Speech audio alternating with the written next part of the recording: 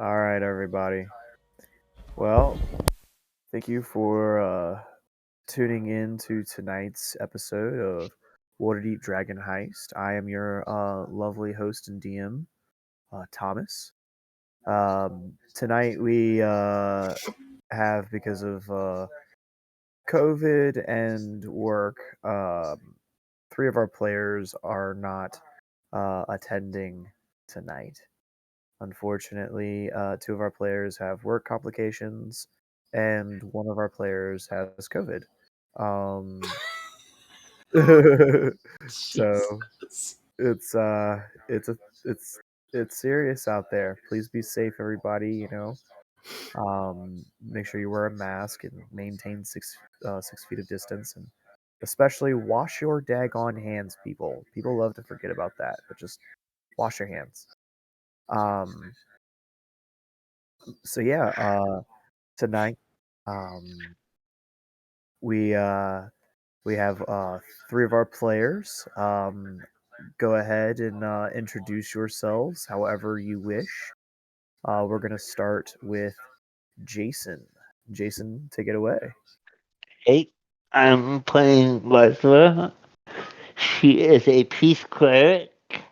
Last game, she picked up a cursed sword. So this game, she will be rolling around with a long sword stuck in her hand that glows and no shield and just kind of casting spells. So that should be a lot of fun to watch. Yeah, it definitely should be interesting. Maybe you'll think twice about picking up magical weapons in the treacherous dungeon that we're in from here on out. You'll start thinking about it. And Misty, tell us a little bit about Misty here, Wes. Misty likes to kill things.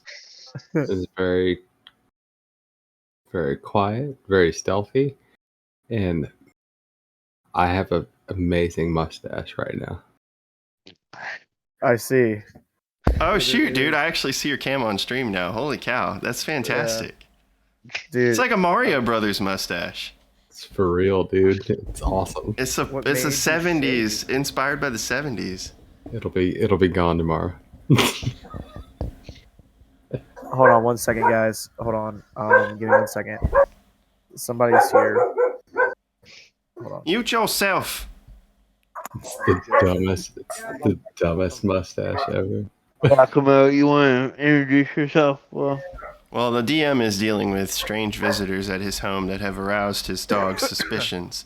No, I it's will it's introduce my son. myself. Sorry, it's my son. Go ahead. And Ryan, tell us a bit about Giacomo. Sure, my name's Ryan. I'll be playing Giacomo Clopin. He is a half-drow bard extraordinaire from the College of Fools. And I'll let him speak a little bit for himself. Ooh-wee! Last game was crazy! I don't know if you all tuned in to view the events, but oh my goodness, we went down in that nasty Mad Mage's dungeon again, and, well, like my friend Lesra said, she's picked up a little bit of a sticky situation. But that wasn't the only thing with, repercussions and goo. We actually got into quite the tangle with these brain beasts with poisonous barbs and tentacles. It was exhilarating. Well, I suppose when we go back to the surface, I can brag to Floon and all the others. Maybe I'll bring back proof and they'll believe me that I'm not a weenie. Oh, all right. Well, we find ourselves deep within Undermountain. The party has traversed down into this long chasm. Once before, actually. This time, the party went down mostly prepared. They adventured further than before, hearing footsteps and someone peeking through eye holes through the wall. They found a secret door and busted it down and followed these pitter-pattering feet as they traveled down a hallway, and they ended up becoming lost. And here they stumbled upon a room that contained these 5 large pillars and 2 outcroppings that were carved into the walls that had what almost seemed like mounds of stacked bones and what appeared to be torn pieces of leather and metal and steel. As these 2 large Grell, actually not Grick, Grell, ended up coming out and attacking the party. The party ended up battling it battling both of them fiercely. And once they were able to dispose of them, using up a large amount of their resources, they opted for taking a brief, momentary rest. And here we find the party in this room with 5 pillars. You all, after resting for a short, brief moment, could everyone please roll me a perception check?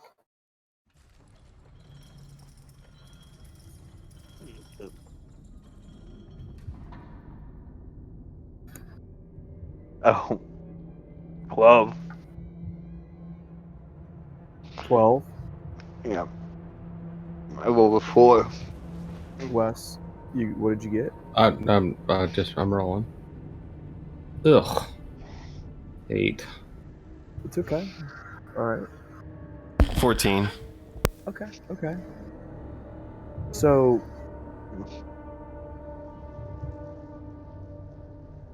within this room, you hear the light sounds of moisture, like the condensation, the buildup dripping from the ceiling and splashing onto the floor. You look around and you see the remains of these Grell, just littering the floor from where y'all have repetitively stabbed these things and used your magics to explode one of their brains.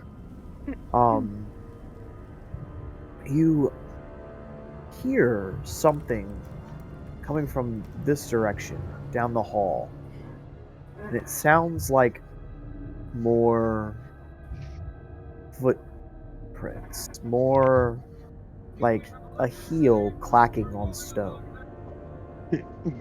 Well, Are you talking about from the south corridor we came in from? yeah. Okay. So yes. So if you go, like, if you look at the doorway from where you're at, it's all you're hearing is from the hallway. Something's coming. It sounds like something is walking away from where y'all are. Gotcha. So Lazarus says, well, what do you think? You want to go back the way we came? Well, we have to. There's no exit out of this room. Yeah. But Well, now, wait a minute. I thought there was a door in here when we came in. No, I think we're it's kind of a room. I think we're kind of trapped. Well, okay, well, I suppose while we make our way to the exits, I'll just do a little bit of this, appreciating the fine marble. And Giacomo is going to strafe the wall, kind of like feeling it with his side of his face and his hands and chest. And I would take out my thieves' tools and start kind of poking around with the mirror on the stick at a distance, like 5 feet ahead of myself, just tapping the wall to see if there's any like triggers or spots that sound different. Roll an investigation check. All right, give me 1 sec. Did I hear the footsteps? It's gonna be an 8 on die. You would have mostly have heard the sounds that were within the room. You weren't really focused on kind of down the hallway. You're more focused on like what was going on within the room with the party and kind of looking around and keeping an eye on your allies. And Ryan, you got a what?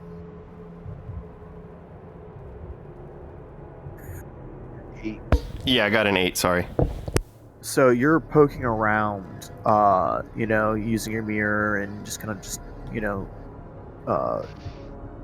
kind of lightly tapping on the walls here and there. And as you're searching, you do not find anything that would reveal any form of secret wall or door or a stone that might pull back or even push forward.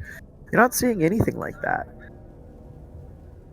This room is as it appears to you. Just 2 alcoves and 5 pillars, and just the remains and corpses of where these 2 alcoves reside. So Giacomo would look at the group, and he's kind of turned his head around as he's faced the direction that they're at in the corner of the room. And he'd say, Well, I suppose if we're going, then we might as well get a move on. I don't know what time it is, but if we hope to make it back to the yawning portal, or, maybe back to Troll Skull for some evening food, suppose we better mosey. and I look, as they start walking up, Giacomo would say, But you know what I find a little bit weird, Misty?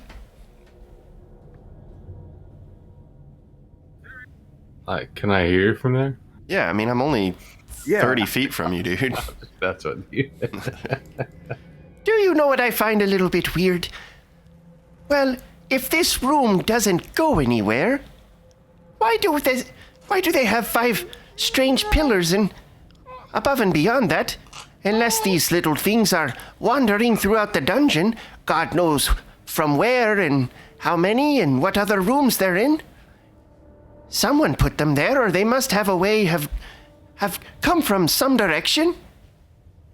Wouldn't we have passed them in the hallway? Let's go find out. Yeah. Let's investigate. And Lead the way.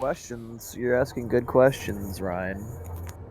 But unfortunately, you just aren't getting the answers that you're looking for. I mean, I don't know the answers. Can I roll investigation? Whoa! Who just moved that far? Certainly. I was just moving all ahead. Oh. 11. Oh, Anything different? So, as you're looking around, you aren't seeing any trapdoors. You're not seeing anything out of the ordinary. Everything seems where it's supposed to be structurally wise. You're looking at the floor as y'all are going down through this hallway, and you're not seeing any footprints. Maybe like a small set might have, come down this hallway and stopped abruptly, and then turned around and then started walking back. But that's as far as it goes. This might be a physical dice day. You see a few footprints that might have gone towards the Grell, but they am I saying it right? Give me a second. Yeah, Grell. Grell is what they're called. I just want to make sure that I'm not saying the wrong. Yeah, Grell. All right, cool. Because I was like, is it Grick or is it Grell? Jesus. Gricks are those like tentacle monsters that have beaks, Yeah. but they typically like stay rooted to the ground. Well, these are those. No, these float around with brains and tentacles. But they also have beaks. Yeah, both creatures have a beak, but a Grick itself typically is like rooted down to the ground. They like to hide out in wells and stuff. Can we debate the monster Yeah. dictionary some other time? Yeah, man. But you're seeing old footprints, okay, Lesra, that clearly have gone down this path, but they've been covered up with like dust and dirt as time has gone by. So they're old tracks, but you're not seeing anything fresh. Okay.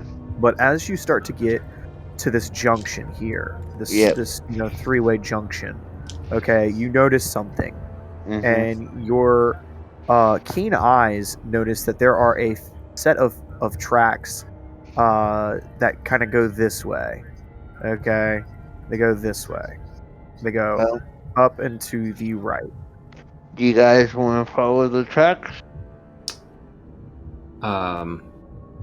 That's why I rolled stealth, because I don't know why I'm in the back. Okay. It's because I thought you were leading the way. Yeah. Yeah, I figured it'd be me to do it, but I rolled a 12 stealth. Okay. That's why I'm rolling physical dice from now on. So like, Misty,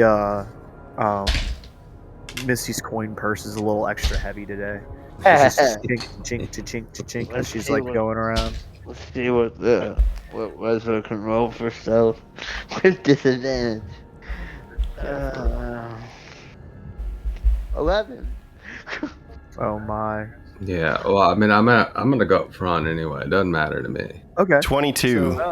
Nice. Oh wow, nice. So Giacomo walks up behind Misty, and I whisper in her ear a little poem in the form of Bardic Inspiration, and I say, Listen close, my dear.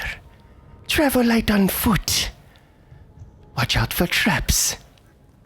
I don't know what to rhyme it with, but anyway. Stab him. I was giving you Bardic Inspiration. You just surprised me. You'd have to roll perception. Yeah, I did sneak up on you and surprise you, though. You surprised me. You rolled a 22 on stealth. You surprised him. Oh wow, he actually rolled pretty good. Oh, you're rolling for David? Yeah. Okay. I was like, oh, he showed up. No, that's me. It's a D4. It's nothing big. Bardic Inspiration is a D6. No, Yeah. no. When I stab him, it's Yeah, but you have to make an attack check and see if I miss. See if it misses. All right, so y'all are going down the hallway, and you see a pair of footprints that come towards y'all, and then a pair of footprints that lead away back from you. And so y'all are going to continue further down the hall. Yes, we are.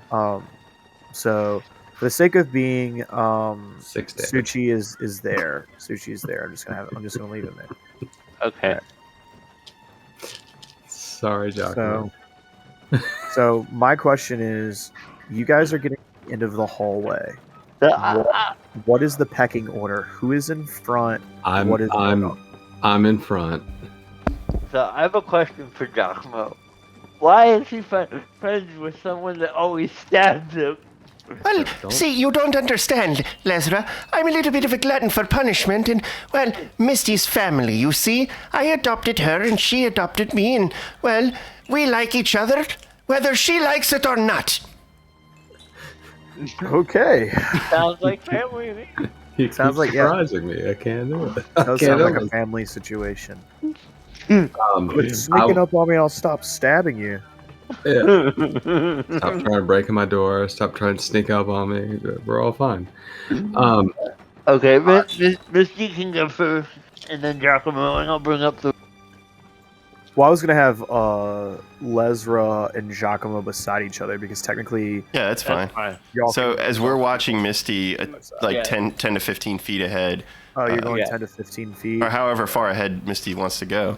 It's whatever she wants to do. Yeah, I will be up front. And I'll cast Blade Ward on myself. Giacomo's gonna lean over to Lesra and It's say, like Giacomo's gonna lean over to Lesra and whisper in her ear, You know, she's really good at sneaking around at night. And she's definitely got the city figured out. But I don't know if Misty's a dungeon cat quite yet.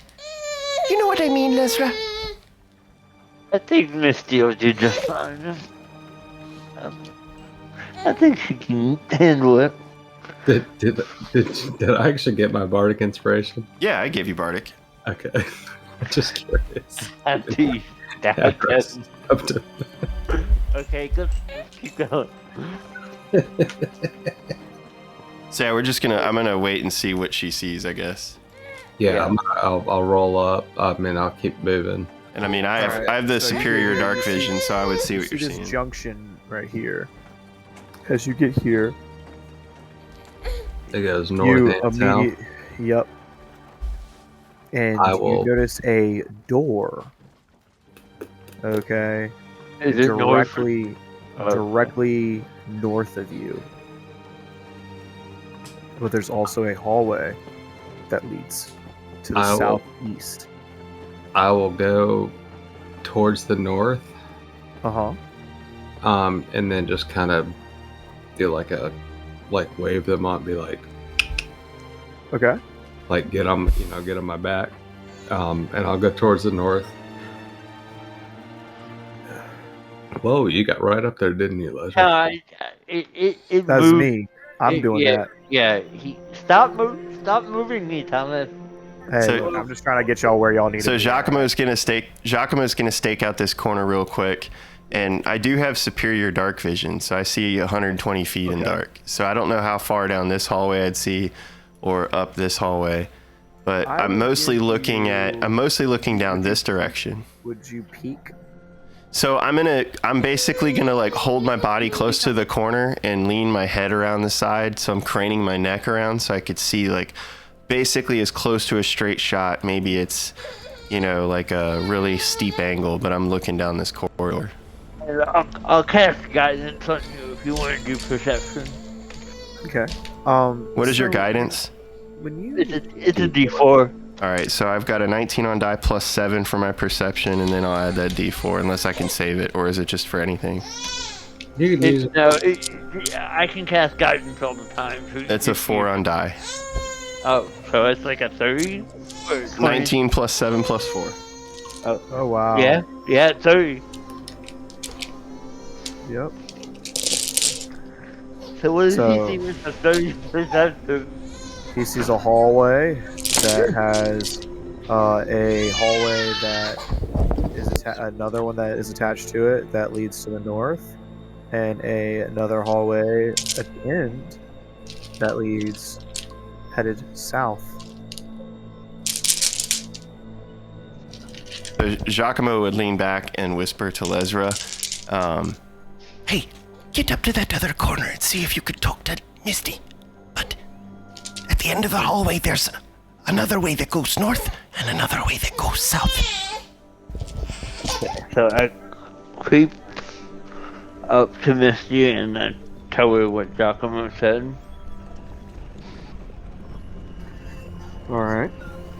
Quietly. I want to check the door that I'm in front of. Okay. That's Roll fine. me- I'm fine with that. How about you, Giacomo? Are you? So when you say you're checking it, are you like checking it for traps? I want Like, to check for traps first. go ahead and roll me a let's say, roll me an investigation check. Okay. Let's say physical dice work better than the other ones. Okay. Investigation. Okay, plus 4. Alright, 21. 21. So as you look at this door, there is something that you do notice about it. It has been locked. There are no traps, but closer inspection, you go to jiggle the handle, and you do notice that it has, in fact, been locked from the inside. You can hear something like a conversation being had, maybe. You're not too certain. Oh. You're not too. But definitely some sounds are trickling in from that area. Now, Can I give like the rest of them like a little whistle? Actually, you know what? I forgot. I have this. I have Oops. spells. I will message Giacomo and go, there's people in this room. Giacomo gives an instant tell with his face to Lesra, and I become very animated and sort of like pantomime a conversation with my hands between two parties, and I'm like, and then like move my thumb in the direction of the doorway to the left where she's at, like looking that way, or watch Misty's back. And you said it's locked? yes. I will pick the lock. All right, roll me a sleight of hand check. Don't forget about your Bardic. Yeah, I'll do that too. It was a 8 plus 7 plus. Oh, you pass. Okay. So you go 15, over, unlock it. you're fiddling with the tumblers, and you get each pin in, and you hold them up, and you lock them into place, and you twist and turn your fake key insert, and it instantly unlocks the door. And I you don't hear this. I don't open the door. I just unlock it. No, but you unlock it slowly, right? And then you Mhm. hear this tiny little tink sound as the lock goes to the unlock position, I and the will door is unlocked. I will I will look around the corner and get everybody, and I go,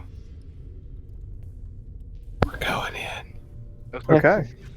So Giacomo would be looking down the other hall, expecting Lesra to watch Misty's back.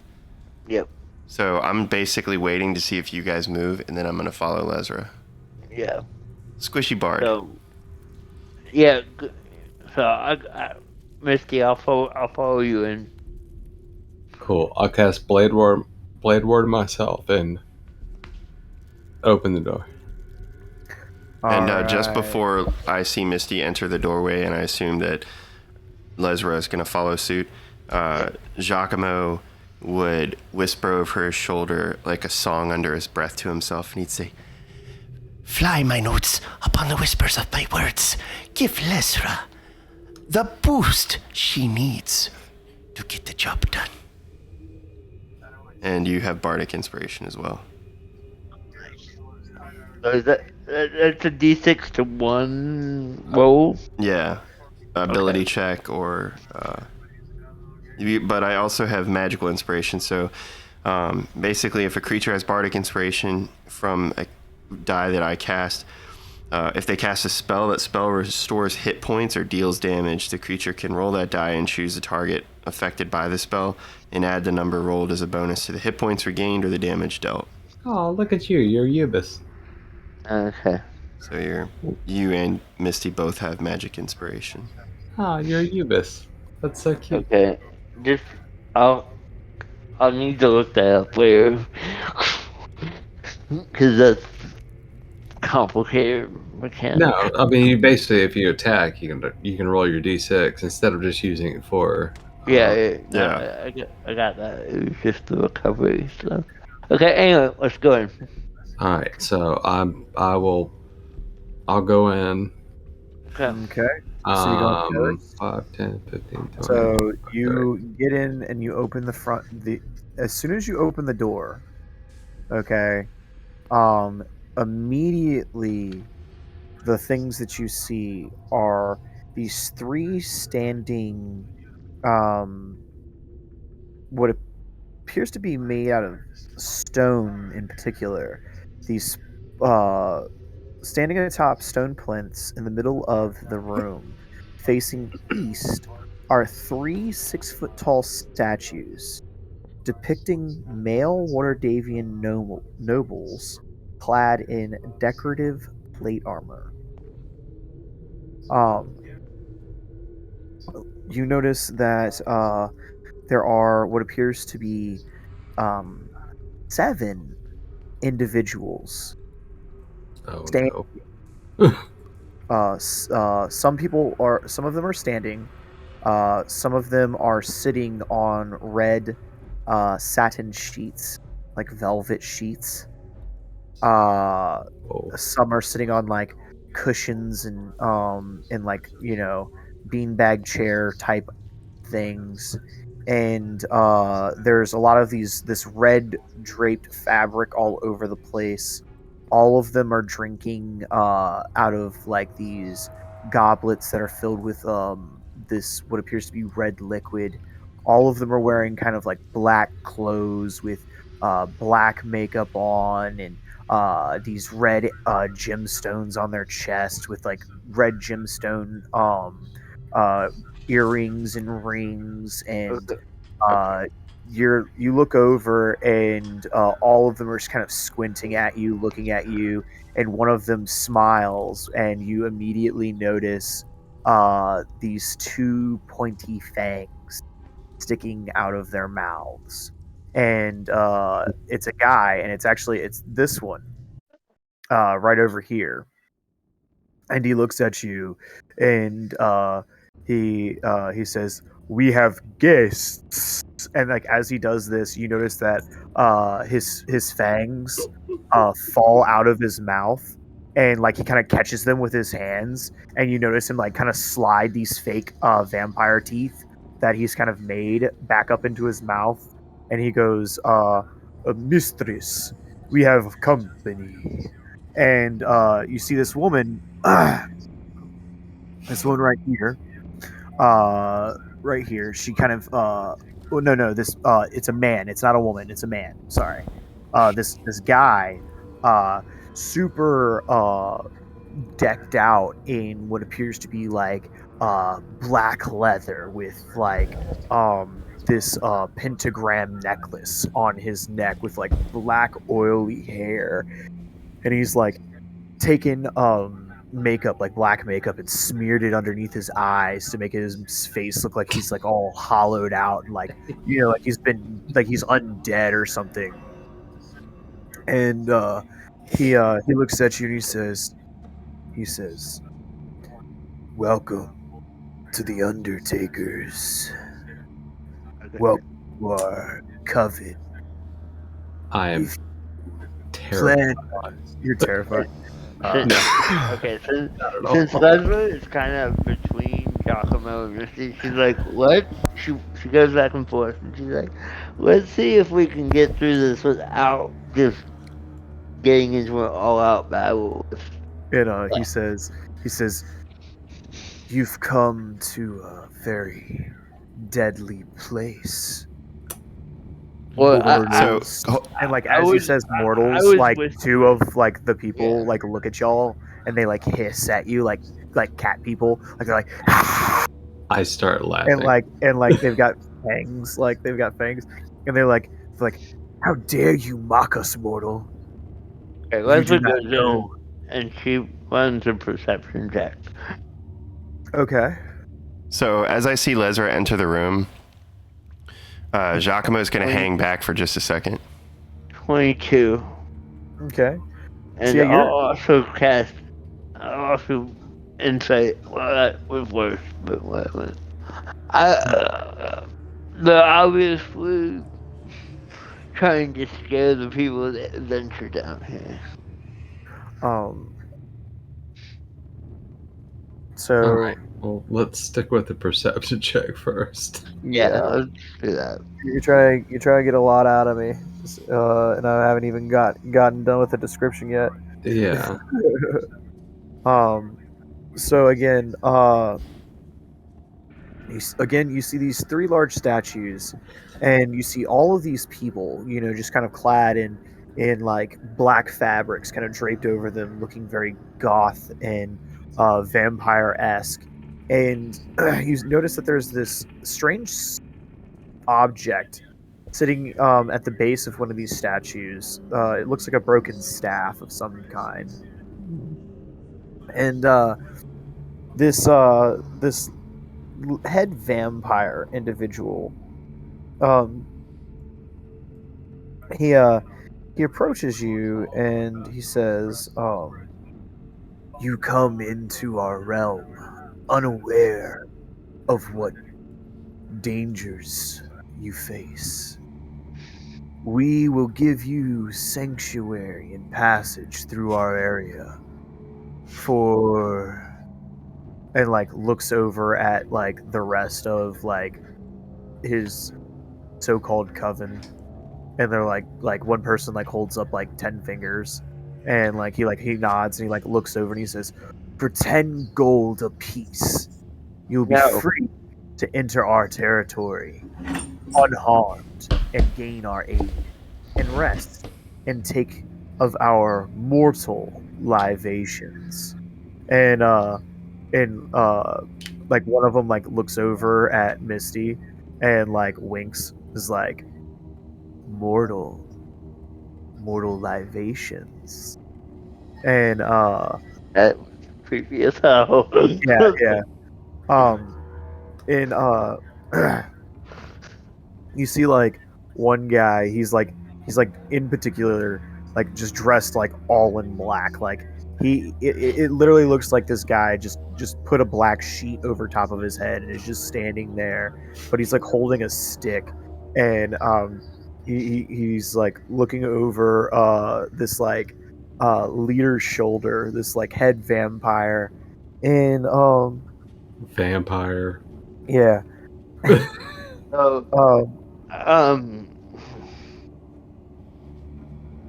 Ryan, check your phone.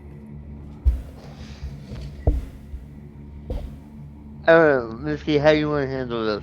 So he says I'm fucking laughing. I don't get it. I mean, like He says- what Lesler is like kind of incredulous as well. So like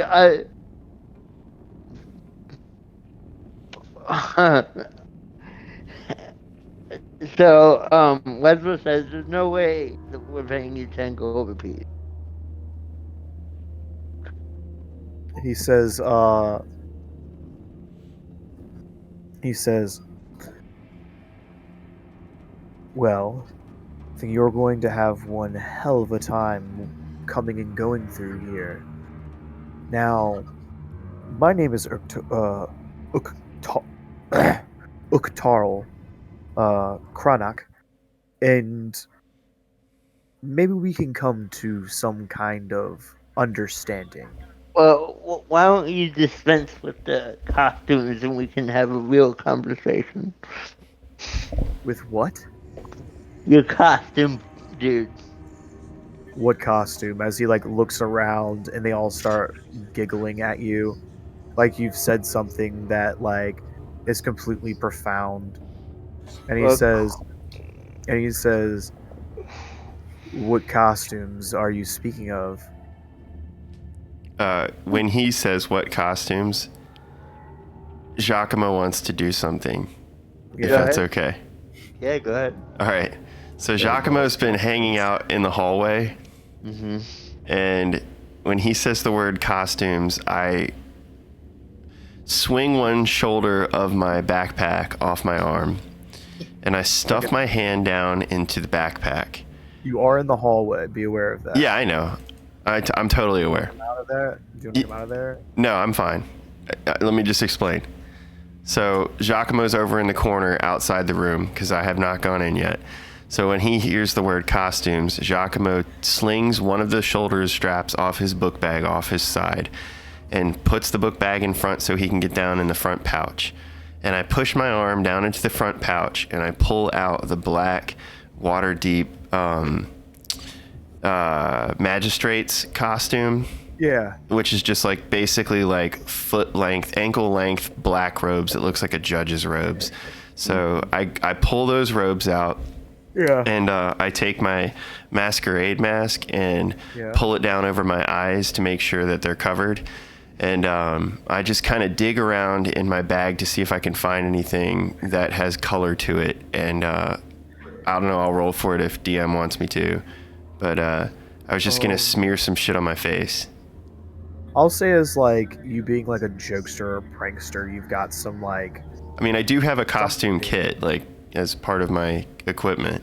Yeah, I'll say you've got something. All right, so I take some stage makeup and really quick, I just like scribble fake blood trails down my face.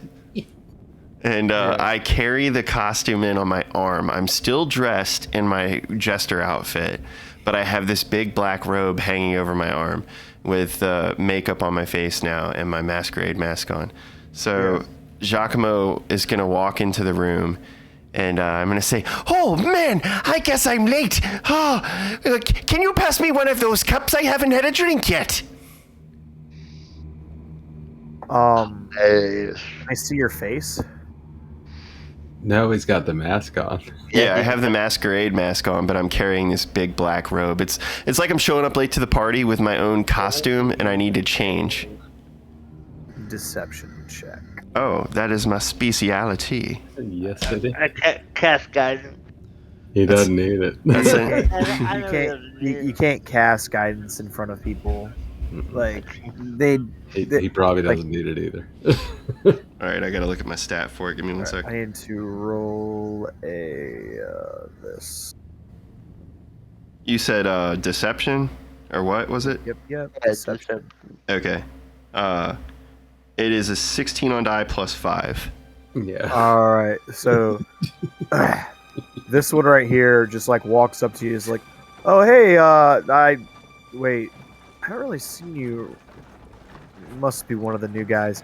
Yeah, here, take this. Hey, look, we got some new people here. You kind of know the routine. Boss just needs to give them, the shakedowns. So, everything will be smooth. They know we're here. If they ever want to mess with us, they know we'll fuck them up. So yeah, just stand by the statue, and just look kind of menacing. Okay. So, yeah. And he pats you on the back and shoves a wine glass in your hand, and then kind of walks you over, and then sets you on the side of the statue and kind of faces you towards the group to look at them all menacing, and then he walks back over to the wall and kind of looks at you and he gives you a good wink, and then he's like ah, and then so once the wall looking at everybody again. Once he walks me over to the wall with the wine glass, I literally lean out from behind the guy, bending at the waist, just so I'm showing my face, my chest, and my shoulders to Lesra, tucked around this vampire leader guy, and I lean out and I give Lesra the boogie face, and then I look around real quick to see if anybody sees me, and after face? when you put your thumbs in your ears and you stick your tongue out, so I give Lesra the boogie face, and then I look around real quick to see if anybody spotted it, and take my hands down from my face. I put some of whatever they're drinking in my mouth. I haven't quite swallowed it yet, but I want to drip whatever it is down my face, and then I'm just gonna go. So for one, when you're doing the whole booger face thing, yeah face, the vampire directly behind you, he smacks you on the left arm. I've been scolded. And he whispers in your ear, and he's like, dude, vampires don't act like that. And he's like, this is how they act. They're like, oh, okay. And that would be when I'd follow it up with the hiss. Yeah, and then he's like, he looks at you, and he's like, dude, pass me the blood, and he reaches out. Is it actual blood? The moment you take a sip off of it, you notice that it is the shittiest red wine you could have ever gotten. It's some of the worst wine you've probably ever tasted. It's when he says it's like a skunk wine. When he says blood, I start to spew it because Giacomo would hate pig's blood in his mouth or human's blood in his mouth. So I go to spew it, and as soon as I taste it, it's actually wine. I'm like, and then I'm like, oh, don't waste our good blood. And he takes the cup out of your hand and he starts drinking. He's like, that's the good stuff. And that's when the leader looks over at you, Lesra, and he says, if you want access through our territory, you will need to do something for me. Dispense with the costumes and we can have a real conversation. You keep saying something about costumes, but I don't know what you're talking about. You're obviously not a vampire, dude. We all are vampires. Do you want me to except for Tim. Do you want me to damage? He points over to this guy, and he's like, except for Tim, and and Tim's like, hi, I'm a human. He's the poser that just wants to be a part of their club. Yeah. He can't quite commit to the fake fangs and the cheap wine drinking. No, he just probably doesn't know yet. He's not quite sure of himself. Yeah. Do you want me to dish you out some radiant damage and see if you take extra damage? He says, whoa. There is no cause to harm my immortal flesh. No need to stain my soul. Please refrain from trying to destroy that which is beautiful in this world. Oh, come on, dude. Can you do something for me? What do you need us to do? There's a thorn in our in our side, a fellow vampire like myself. And like as he says this, like two of the girls like look over at him, and like they kind of give him like the stank eye, and then like two other guys like kind of like hiss at the like just the discussion of like this other vampire. And he says, my once beloved turned against us and has started her own coven. I need you to end her immortality. And they all start kind of doing that whole like evil Maniacal laugh. laughter. So basically, you want me to kill your ex for you? No, you misunderstand. I wish you to destroy an immortal being that's coil is still left wrapped on this mortal plane. Can you dispose of this creature from hell? Can we dispense with the bullshit? Like I face creatures from hell. You're not one of them.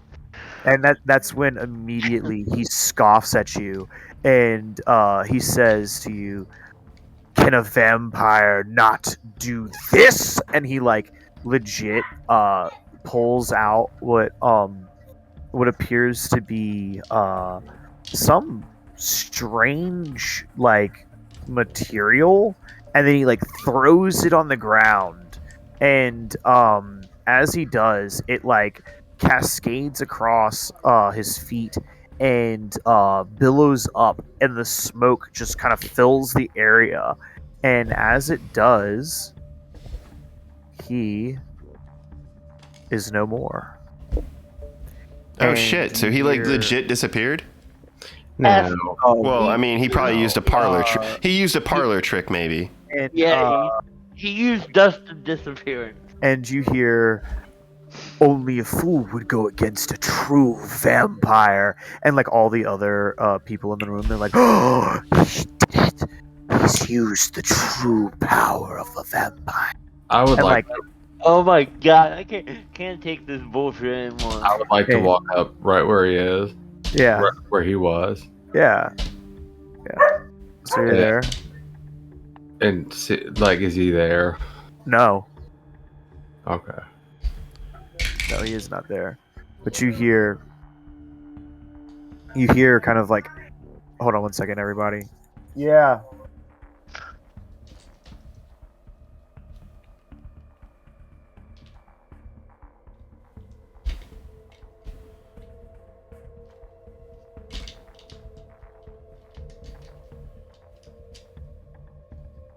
All right, and So he's not there, but can I tell where he is? roll me an investigation check. Actually, no, a perception check. A perception check. Or something. Yeah. So like you're looking around. That's I'm a go- seven. That's a I'm 7. gonna switch Jason, to physical Jason. dice too. Jason, What? 17. Just let me roll first. 17. So you got a 17. You see that he is actually standing like right over here. And you start to like, would you approach him? Oh yeah, I'm gonna go right up to him. So like right when you get like 5 feet from him, you see him immediately like wave his arms, and immediately he appears. He's and he's like, you see what my powers are? And I'll take one of my daggers and Yeah. point it at him, and I go, enough with this garbage. And when you would draw Oh your god. weapon on him, that's when shit kind of starts to go sideways. So Giacomo would immediately say, "Shun the non-believers." So I start pointing in their direction. Oh my god. So Jason, you cannot act right now because he's literally doing something, and I'm trying to Okay. I'm trying to explain what happens. Okay. Yeah. Just You're jumping the gun a little bit. You're getting a little too excited. Yeah, I You didn't said that attack shit the was guy. about to go down. I just pulled a dagger and Yeah, pointed it towards him. A very Yeah, so- menacing dagger at that. You draw your dagger and you point it at him, and he immediately like throws his hands up like he's doing like bear claws. You know, like ah! And he's like. I think like, Lesra hisses and at Misty you. are just tired of this shit because they have to deal with it from Giacomo all the time. Yeah. And, like literally, like all the vampires immediately hiss, and that's when you notice something. Like all of like this vampire, Vampire. they're vampires in their own right. They draw their own their weapons underneath these large cloaks that you didn't see before, and you notice that they draw out these two large, like one draws out a scimitar and the other one draws out another, and they draw like daggers out, and you notice that all the rest of them, okay, they all draw scimitars except for the Tim? human. Except for Tim. Yeah, except for Tim. This He guy. draws out a, Yeah, he this draws guy out a right here. Yeah, he draws out a crossbow and he's like, I'm gonna buddy up with it. And he's like, nobody move. And, So he's like all ballsy now. yeah, he's like, no. He's gonna defend his vampire master. And he says, whew, give me a second. I'm trying not to laugh. I'm Nobody fucking move. Tim's all tough. Nobody move. Nobody get hurt. He says, nobody fucking touches Ukart but me. Nobody. Don't you put that knife in his face. Put it down. Put it the fuck down. And he's like screaming at you, Misty. And all these knives are drawn. Everybody's walking towards you guys, surrounding you. Can I do something now? Just Yeah, real you quick. Let him finish, Jason.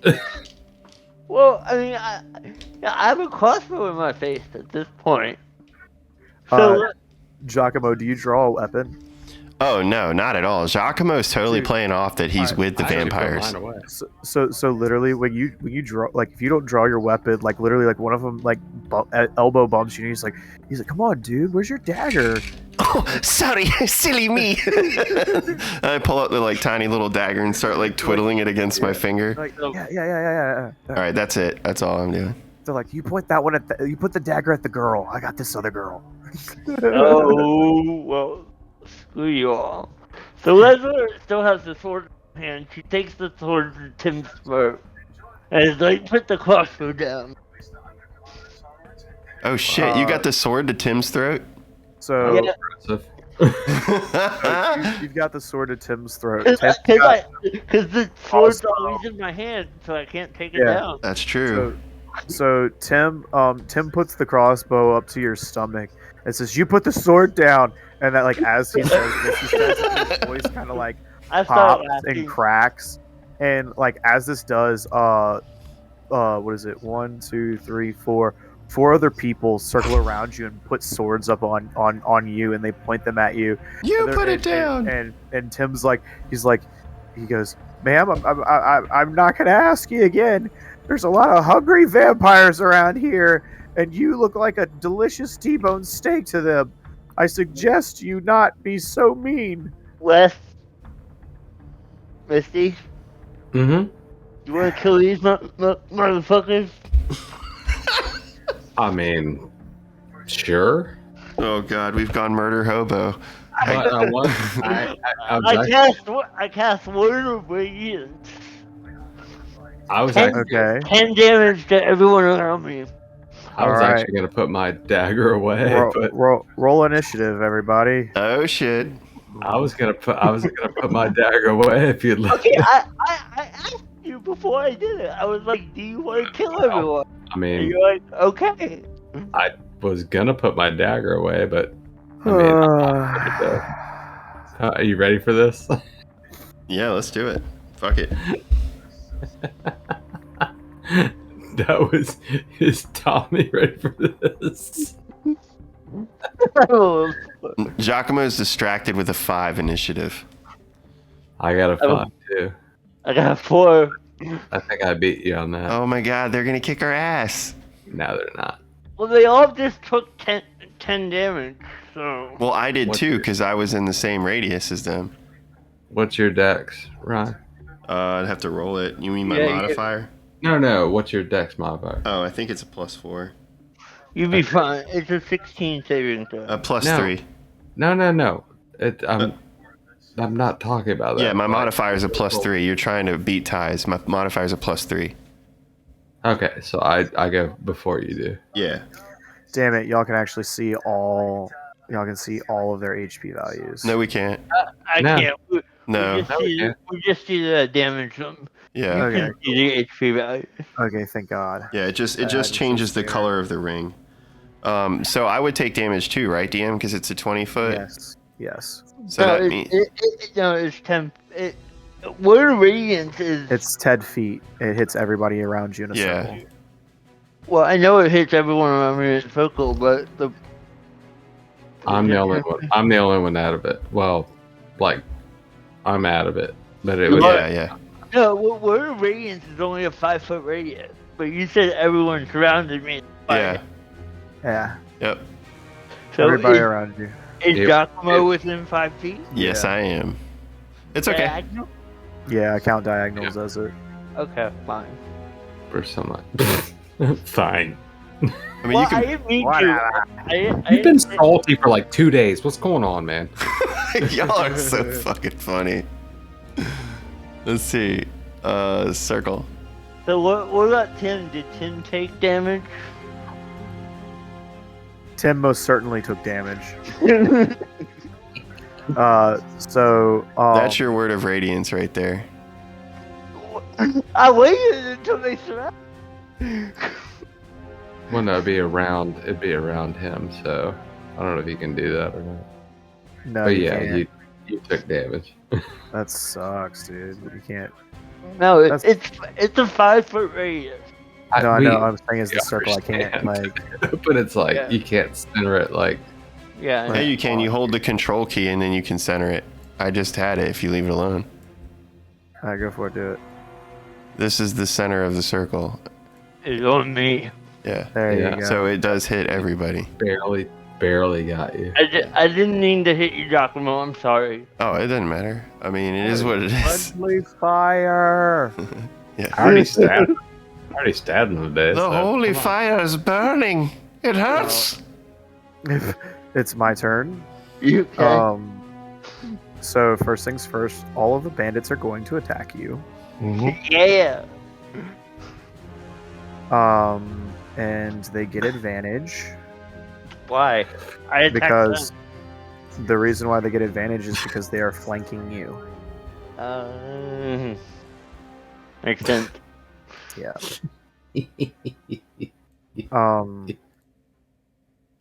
So the first one, the second one, the third one, the fourth one. Oh, they're all attacking him. Her. I'm part of the coven, yo. They're not attacking me. No, they're not. No, they think yeah. That's right. I'm part of the vampire coven. Fuck you. I'm Lesra- saying Misty up for sneak attack. Lesra, does an 18 hit you? Yeah, anything above a 17 will hit me. Okay, so first, second, and fourth hit you. Thomas, Okay. you should be able to see the little white shield next to everybody's name, and that diff the Yeah. AC for you too. Oh, It's cool. fine. Perfect. Yep, you are correct. So now, let's see. By the way, don't blame me for this. I didn't do it. This was No, I just asked you if it was okay before. so. This is Lesra's first fiasco. Yeah. So from the first hit, a scimitar comes down over your right shoulder and Oof. hits you for 6 points of slashing damage. Okay. You feel one come up behind you and slide across your lower back for 5 points of slashing damage as it cuts deep.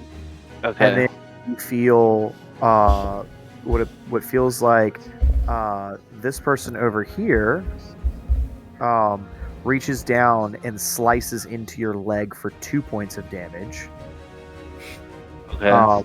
And then now I need to roll for a crossbow. Well, he's within 5 feet, so wouldn't he get disadvantage? Or, no. No. Yeah, he No? actually would. Well, he wouldn't. He gets advantage for attacking you because you're flanked, and then I have to roll, which would not neutralize, which would cancel out the disadvantage and make it just a regular roll. So I just have a regular roll. Oh shit! Talking mushrooms. That was the wrong button to click. What'd you say? Taki mushrooms? Talking mushrooms. His son must be upstairs. And, Does go ahead. 16 doesn't hit, does it? Nope. All right. So you hear the twang of the crossbow bolt as it flies past your shoulder and up into the ceiling, and then gets itself lodged in the roof. And now it is the stranger. What almost looks like a bandit captain. Give me a second. Is this a new person? No, there are just 2 special fighters in it. Is there one in front of me?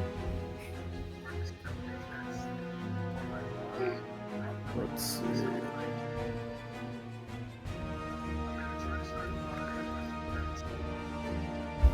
This guy's going to actually hit you with his fists. Who? And he's going to make 2 attacks onto you. Onto who? Onto Lazar, this guy right here. Oh.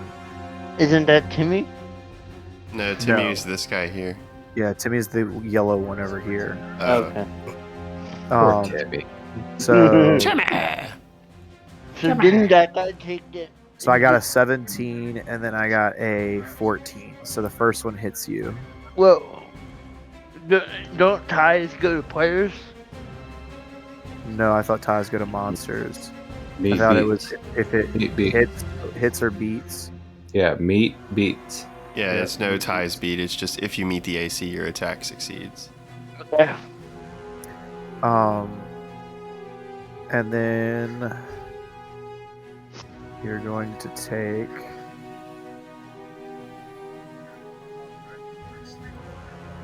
6 points of bludgeoning damage. Cool. Good thing you're a cleric. And then Misty. Yeah. I've got Bring same- it on. I don't give a things shit. coming at you. Go ahead. Oh my Um, god. I know This is what made the with fuck. advantage.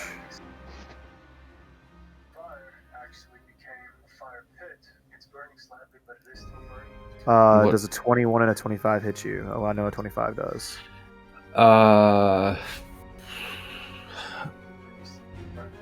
Yeah, 25 will hit.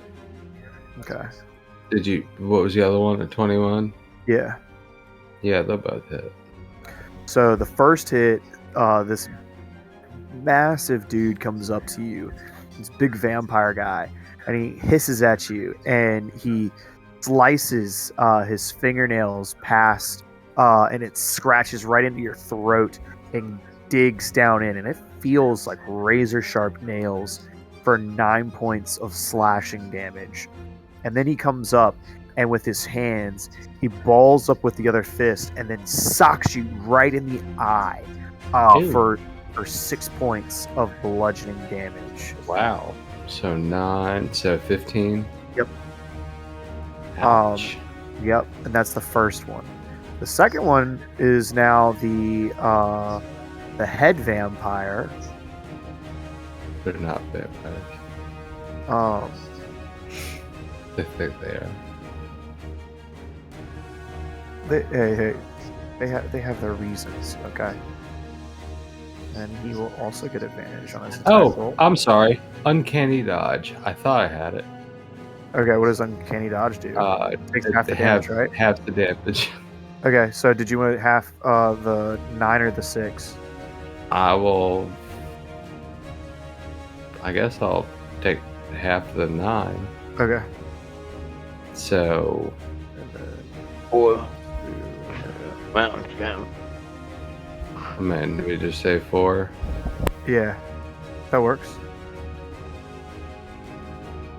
Does a 15 hit you? It does not. Nope. So both of this second bandit's attacks miss. And then the last 2 are going to swing onto you, Misty.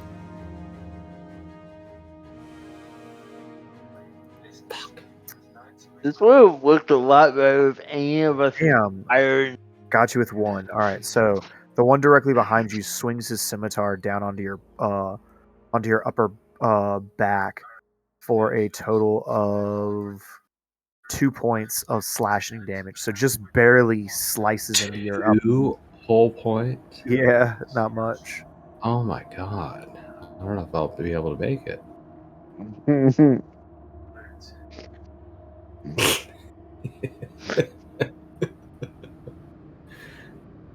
Jeez, that is crazy. Shoot, where's that? Oh, there we go. And as 2 whole... Okay. yeah, and he wait, Giacomo, you're not even on the initiative tracker. Wait, don't I have what does the bond thing give me? A D4. Yeah, D4, and that's it. Oh, I Wait. thought it gave me like kind of like What did extra Giacomo get on his initiative? HP or something. You get to a D4 on any roll on your turn. Yeah, that's fine. I thought it was like I thought it was like the paladin thing where it was like an aura or something. But yeah, no. But this bandit, right after everything happens, he screams out and he's like, "Stop attacking us!" And He just attacked us, dude. You attacked us first, dude. Stop. Well, stop saying that you're a vampire. We are vampires, you idiot. Can I reach up to one and pull out their fake teeth? You can try. On your turn. Yeah, on your turn. Okay. Misty, it is your turn. And this bandit, this captain, this leader, this vampire leader, he's like looking at you as he's like hitting you, telling y'all to stop, to put down your weapons, and he will spare your lives. Oh.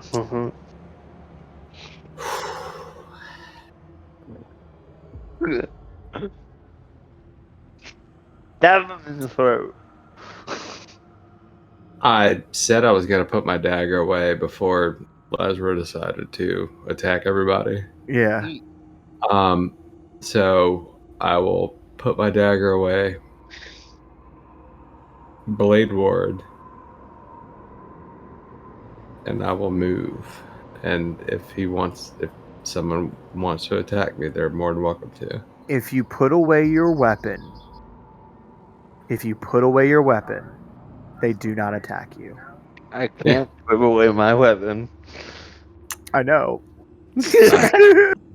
But I will, I put my dagger away, and I will cast Blade Ward and move down to where I am right there. Okay. Lesra, it is your turn. I'm like, I'm really sorry, dude, but I can't put my sword down. You can, you could always try.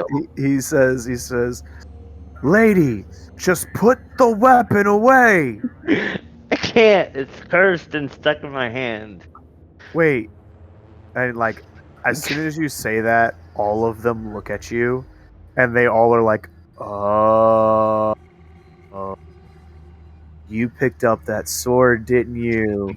And Yep. two of them are just shaking their heads I knew a guy that did that once. There's like so many people like that have like experienced your pain right now. And oh my god. But yeah, like the captain, like, you know, he kind of lowers his weapon,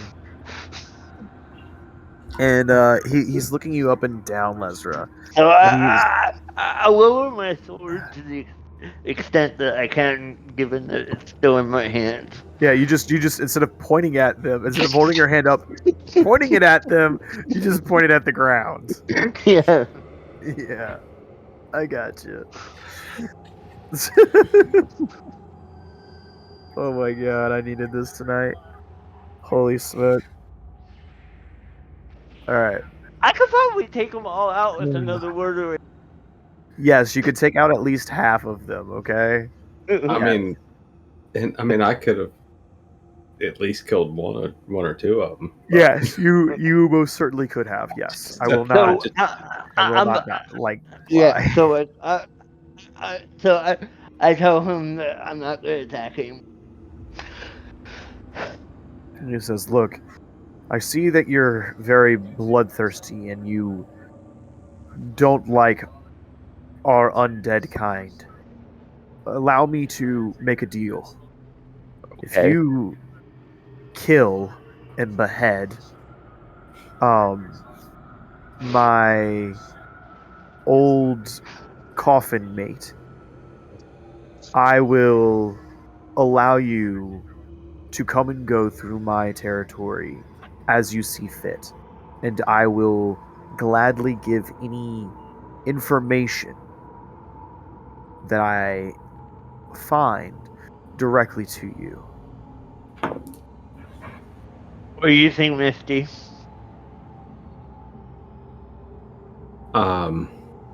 You started this. No, I mean, do you want to accept the deal? Yeah. If I Okay. get to kill things Okay. for these fake vampires. Yeah, we accept.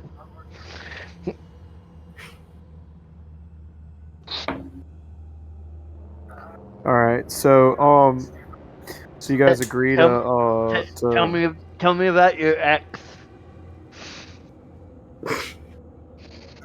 He says, "Oh, that disgrace of a bitch, Haraya. Haraya, she was able to procure something. We, as a coven, as a collective of blood, we have a code, a set of rules.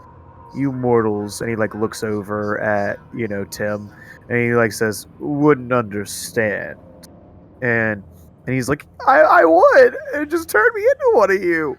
And that's when he says, um he says, "I need you to take care of her.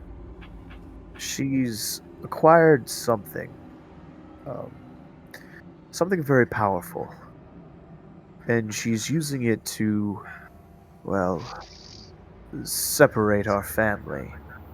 I need you to stake her through the heart and cut off her head. Can you do this for me?" Yeah, I mean, Before you kill her, can you say, "Uktarl sends his regards"? Please, just do it for me. is there a reason why you can't kill yourself? It's this. It's the artifact that she acquired. She was adventuring through the level you see, and she stumbled upon an amulet. This artifact, this relic. Well, unbeknownst to us, this thing brought with it power. A power which none of us had ever seen. this entity, this thing she stumbled upon, came with a larger friend. It's made out of flesh. Some even would say the flesh of those that we have killed and drank dry. But a fool would only believe that. No, she found something more. I believe it's called a flesh golem. That sounds Okay. horrible. She has gained control over its mind, and she uses it to protect herself and those who have followed her to join her coven, those who have turned against us. So basically, you need us to kill the golem for you. Not really worth. She's just kind of a bonus. No, kill her. If you can get the golem from her, that would be a bonus. Which one Bring is that he back. talking to right now? He's talking to this one right here, the red one. Okay. No, the orange one, really. Wait. Yeah, I'll come behind that one. As he's And, talking to. And he says, "Please, if you would, take care of her for me." I'll give him a little tap on the shoulder, He'll turn around and look at you. and I go, I love killing things. And I rolled an 11 on digital dice, but I actually rolled it. Love my husband. She got me ice cream. I rolled an 8, 8 plus 7, so 15 on regular die. Yeah. Can I take the fake teeth out of his mouth? Ugh. Please let him do it. Please. So you take, you reach up and you snatch the teeth from his mouth. I give it And- to Tim. And so you like reach over, you snatch him out, you throw him at Tim, and Tim looks at you and he goes, "You've snatched my sister's teeth, no!" And he collapses to the ground. And Tim, you are a that's- vampire now. he says, "I'm not worthy." And that's when oh my god. Giacomo, back up. I can go bite him. It doesn't matter. Like, I mean, I'm a cat, so. But that's when like Uktaro like looks at you and he like scolds you, pulling his hand up to his mouth, protecting his face. And he says, "How dare you? Please refrain from disrespecting us in our home." My dagger is right in his balls at this point. Oh my god, you two. This is the vampire lord? I raised Okay, my he's hand back up. I go, you really want to do this? Like, Sorry guys, I had to go AFK for a minute because of the baby. So that was the vampire lord that y'all are intimidating now? Like, I heard the thing about if you put your weapons down, they'll stop attacking, and then I guess you've come to an agreement to kill this dude's girlfriend for him. No, not quite. I just took the teeth out of his mouth, gave them to Tim, and then he looked at me. Now I've got my dagger in his balls. And I raised my sword hand back up in the air and have my sword in his neck. I look at you and go, no, don't do that. Okay. So Giacomo's just standing there in shock, like pretending he's one of them. Yeah, you're still And actually, you know what he's gonna do? Giacomo's gonna look at the group and say, Egad, that's crazy! This thing got a little bit wiry. I haven't even got it dressed yet! I go, and I'll just say, look, we're good. Tim, it's like Tim's initiation. duly noted. He needs to be in the group. You know, you kind of want him to feel welcome.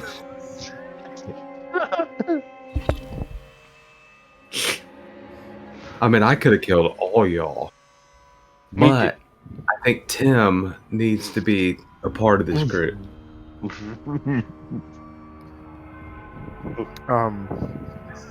And I'll slowly put my dagger back. Uktaro looks at you and he says, after he sees you put your knife away, he says, Tim will become one of us when the blood moon rises. And that's when like Tim like smiles and he says, I'll become one of them. And like all of them start to laugh like maniacally, like and then like they stop all abruptly and they look back at you and they say, Go now. I look at Tim. I go, Tim, just put the teeth in. Tim Then- gives the teeth back to. Then you become one of them. No, he gives the teeth back and he says, "I'm not worthy." We're So- pussy. I fucking killed him. No, I'm just kidding. God, motherfuckers. Trying to make Tim feel welcome. All right, so we gotta go kill this guy's girlfriend. Yeah, Yep. let's do it. And he, with his left hand, he points to the northern exit. Okay, And he says- Lesward taps Giacomo in the shoulder. Whisper, coming, or are you staying here? He says, "To the north." Giacomo, do you know these people? Giacomo says, You see, oh boy, oh man, it's been really fun hanging out and witnessing Tim's initiation, but I've got to get back to work, fellas.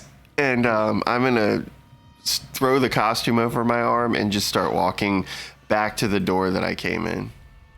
Well, no, we gotta go north. We gotta go up. No, I got a plan. Okay. So You I'm go like, out before. casually. Excuse me, pardon me, oh, don't mind me. You see Suchi just leaning up against the door, just like looking at you, approaching him. He's been there the whole time. To help, buddy. So Giacomo just pretends like he doesn't know us at all. So great. Yeah, we're going north. So you go out the door. What do you do, Giacomo? Oh, I was just gonna stand there for a minute and wait to see if the room dispersed a little bit. Yeah, it disperses a bit. All right, have they like gone further down the hallway to that north way? Yeah. All right, I mean, so we'll say we're like, I'll lead again, but we'll say Yeah. we're like up. Yeah, of course.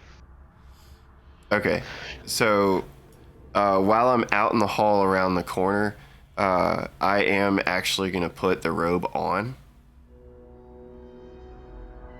Mm-hmm. And then I am going to roll stealth, and I'm going to try to sneak back in the room with my head low, pretending like I left something if somebody accuses me of coming back in the room.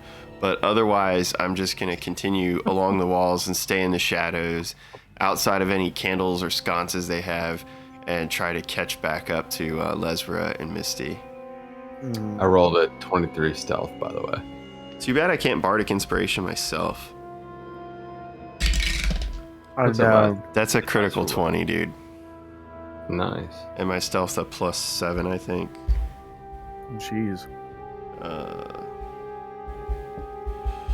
And Bardic Inspiration, what, 10 minutes? Yes.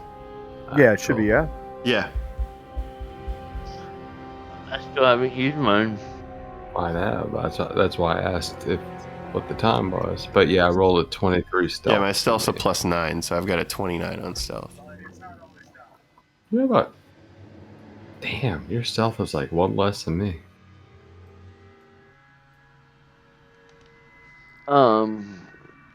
What is it? Actually, I'm gonna hang back like a little bit. I'm Suchi's gonna gonna hang out with you. Okay. I'm gonna go through the door Okay. with my. Wait, is it like a locked door, or is it just a passageway, whatever it is? It's just a hallway. All right, yeah, I'll sneak up there. Okay. Oh, by the way, Lazarus, would you like your little quick heal? Yeah, I was about to heal myself. What you got? I mean, I could use some. Yeah, If only we were in a place where we could take a short rest. Man, y'all need short rests. I wouldn't say take a short rest where we just encountered all these. No, I know. That's why I was Big saying we wouldn't want to do it by them. All these vampires, these real vampires. I'm real just vamp. whatever. I just need to top myself off. I still have all of my level spell slots, so I'm gonna cast Cure Wounds on myself. Okay, well, can I get a little bit since I'm going first? Got 7. Oh, yeah. I'll cast Cure Wounds on you. I'll catch up to you and cast Cure Wounds on you too. Okay. You got 13 and I got 7. That is perfect. Mm-hmm. 13 is great. Yeah, I rolled an 8 on the D8, so. That's perfect. Hey, look at that. I'm almost ready. I'm almost back to full. I will keep moving. Okay. Whatever. I'll just move wherever. Doesn't matter. Roll me a perception check. Alright. Let me try these dumb digital dice again. And we'll probably take a break here in 2 minutes. Sounds like a plan. Cool. Let's see how this works. Ugh. I am thirsty. Yeah, roll a perception check. Or am I too far Please, back? anybody that wants to, please roll. God dang it. Dude, my 120 feet of dark vision goes all the way up there. That's insane. Perception on the digital dice was a 9. Really? That's with modifier. I rolled a regular die, and that would have been a roll of 13. It would have been a 19, 18. Oh wow. 21 for me. I'm sticking digital. I mean, regular dice. Yeah, I think I might too. I do love my pink fuzzy dice. I got a 20 on perception, 11 on die, plus 9. Actually, no, I think perception's only plus 7 for me. Give me 1 second. I'm pretty sure it is. Only plus 7. Yeah, plus 7. So it's a 18. You see 2 secret doors. And do I see anything further? Because right now you've revealed 80 feet if I'm looking in a straight line. Nope. Do I see the secret door even with like my 9? Yep. Well, I'm using your Yeah, the non-visual. other one. Mhm. Yeah. I will, of course, investigate that door. The one right beside you? Yeah. Alright. Check for traps. 8 plus... Shoot, what is it? 8 plus... 8 plus... So 12? Okay. So you go in. Does it seem trapped? No. Okay. Is it unlocked? It is. Okay, I'll go on in. What is going on? What the crap? Keep seeing all these. Oh my god, room is huge. So you go in, and when you go in, the first thing you notice are a dozen empty bedrolls Oh my god. lying on what appears to be the dusty, like a dusty floor. And you see all these faded frescoes that cover the wall. You notice that a lot of them are murals that depict these intricate villages with what appears to be some large bat flying above the city in some way. You look over and there's another fresco with what appears to be a farm that's being terrorized by a swarm of large bats. Then there is another fresco of what appears to be a large bat feeding on a human being. I'm sensing a theme here. So, but yeah. So, do you go further in? Yeah, sure, why not? So, you start to go in. Blade Ward. Blade Ward. Would Lesra and Giacomo go? Of course, Leslie would go. Okay. Giacomo will stick back by the corner again. Okay. So, Pussy. so you start. I to haven't go healed deeper, myself yet. and when you get over here, when you look into 7B, that's when you notice Pets. that this no, something actually very critical. This area contains a cobweb-shaped wooden coffin resting on a 2-foot-high block of gray stone. The coffin is intact and has an obvious 1-inch diameter hole burrowed into its foot panel.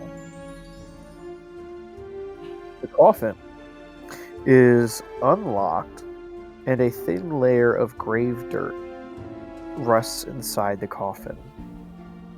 The dirt has been flattened and kind of ground down into the wood a bit, suggesting that a creature once slept here. A vial of holy water rests atop the dirt.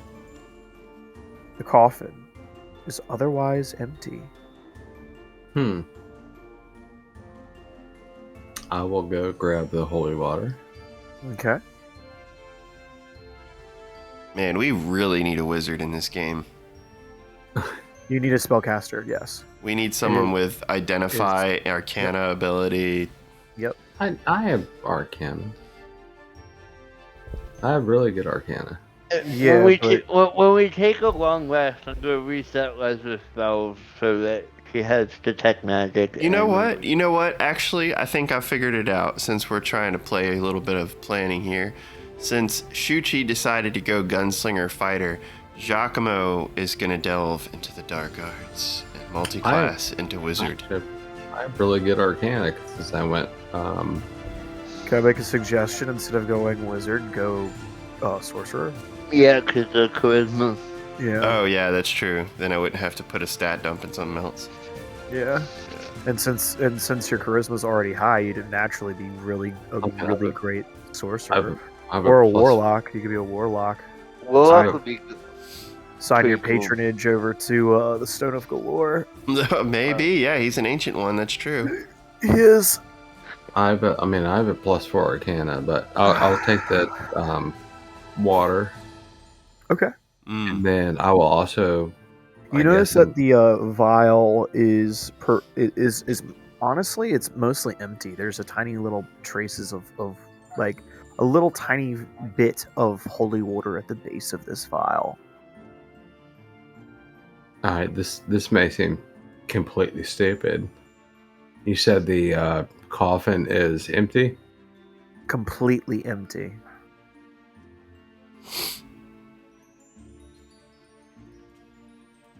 But the vial was on top of the coffin? The vial was on top of the graveyard dirt that sits within the coffin. I pour the little bit of water on the dirt. Huh. You pouring some out for your dead homie? Pouring some out for your dead homie. When you do, you look down at the dirt that it splashes onto, and nothing happens. All right. Well, then I take the wet Empty dirt. vial.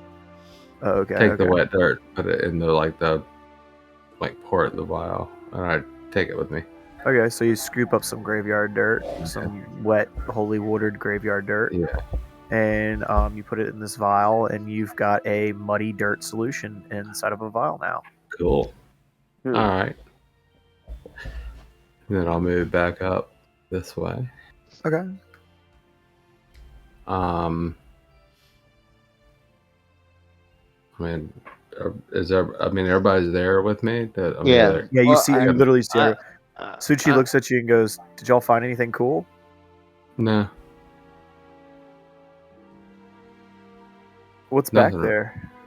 I don't know. You can go check. He goes back there and looks, and he sees that it's a vampire's coffin. He's like, "A vampire once lived here."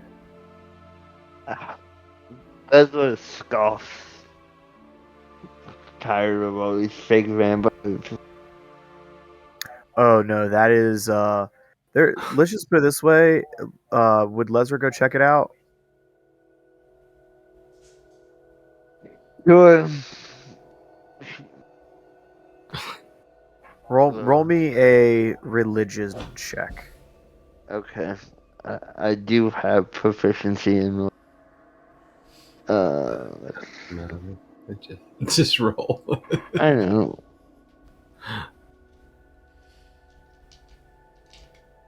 A 16. You look at this coffin, and you know right away, just by the fact that there is graveyard dirt in it, that to you screams vampire, because in order for a vampire to go to sleep, okay, in order for them to rest every night, they have to do it on top of their graveyard dirt. And in order for them to come back to life, they have to come, like, because you can kill a vampire, right? But if you haven't done it correctly, the vampire will reform back inside of its coffin that has its graveyard dirt.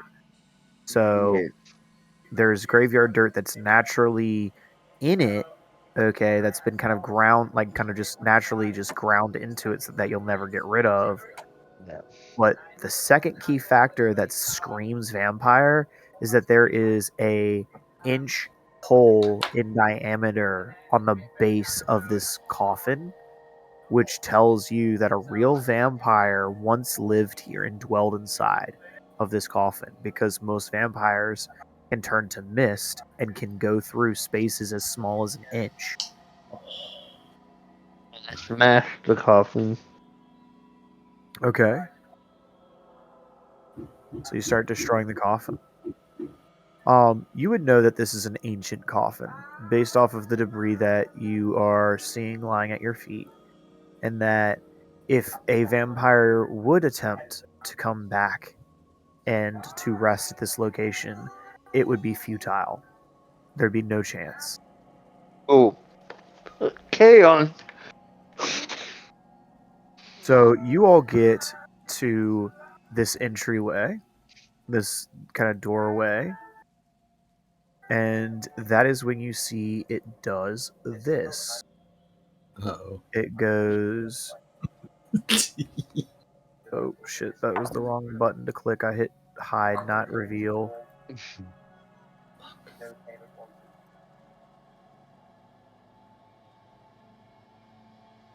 You notice this. The hallway goes forward a bit, and then it veers off to the right, going up a little ways more, and then it veers off to the left. As it continues forward, you notice that the hallway goes to a large door. You don't really hear much coming from the other side, but you do get the sense that there is something going on, some kind of commotion. You'd hear noise, sound, maybe footprints. I said I rolled a 14 stealth. 14 stealth. Okay. Yeah. And that's a door in front of me right now. Yes, that is a door in front of you. All right, so let me do the normal things. The investigation. 17 checks for trap. You're checking for the traps. Yeah, 17. And you can add the D4 to that if you want. I still have my Bardic Inspiration. Unless it's been longer than 10 minutes. But you do not see any traps on this door. The door isn't even locked. I will creak it open. Okay. Like slowly and like kind of open it and like kind of peer in. First thing you notice is a massive throne. It is what is known as the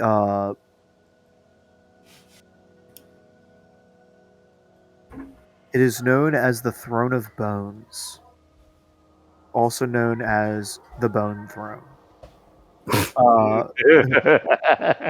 Yep, it is the Bone Throne. The Bone Throne. That's what she said. Yeah. The Bone Throne is what almost appears to be like this, like beautiful sculpted throne made out of bleached, like bone. Bones. Almost, yeah. Each of the throne's boned armrests you see is a beautifully carved it's beautifully carved to resemble that of a fanged snake. You notice that there are it's a 70-foot high vaulted ceilinged room, marble steps that form a base upon which stands a large high backed throne made of interwoven bleached bones. All right, I will sneak in and you stand notice, behind the bone throne. Okay, when you walk in, oh my God, Sarah's so cute. Sorry, my wife just showed me a picture of our dog in a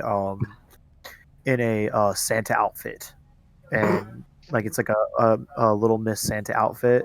I feel sorry for that dog. I don't. She looks adorable, and she loves it. She loves the attention. She is a little attention seeker. So you notice this massive throne room, dude.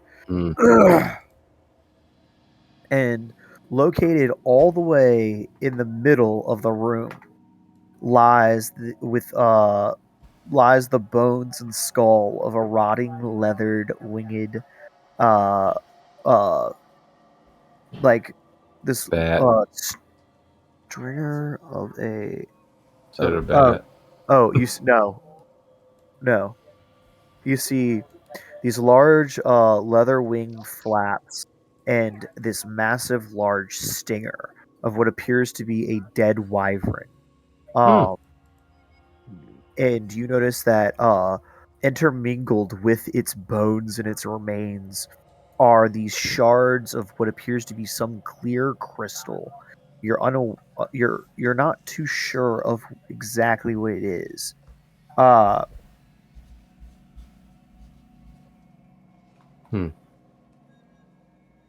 You notice that there are these empty torch brackets made of fluted, discolored bronze, which protrude out from the edges of the walls in different areas. You notice that this large wyvern sits on the floor with all of these crystal shards as this massive almost like crystal ball sphere lies floating in the ceiling with all of these shards kind of scattered on the floor. Give me 1 second, okay? My son wants to say goodnight. Okay, guys? Give me 1 second. Night. Everybody says goodnight. Okay, what's up? Two. It's not.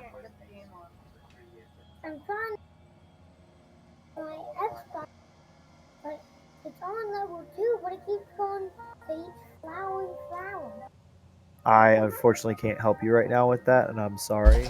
We can take a 5. We talked about taking a 5-minute break. You want to take a 5 minute? Let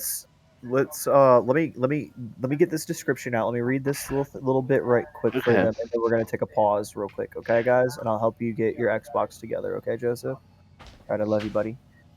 All right, where was I? Torch brackets, bone Spots. throne, right here. Okay, cool. So you see those empty torches, and you see this massive glass like sphere that's floating in the air, right? That's suspended by these massive chains that are chained to the ceiling. And at like the bottom part of this glass sphere is completely shattered open, right? And this beautiful preserved corpse of this wyvern, just the beautiful bleached bones of this creature are just left laying kind of on the floor facing towards this beautiful bone throne. And you see what appears to be 3 doors, one to the north, one to the west, and one to the southwest. If she went outside, it might have fallen off. But that's what you see within inside of this room. Would anybody desire to enter it as well? I'm sort of just following Lesra at this point. Giacomo's like lollygagging in the dungeon. Yeah, I'll walk in. Cool. All right. And then you want to cut for break? Yep, and we will cut for break here. All right, guys. Hope you guys are having fun. Stay tuned. We will be right back.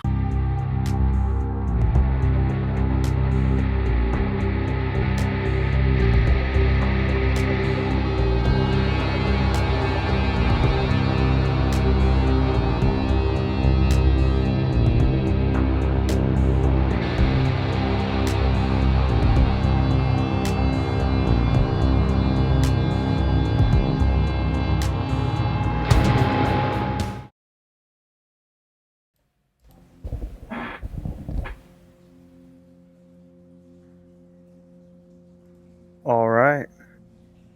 Did it catch it? Well, I may have. I don't know. No.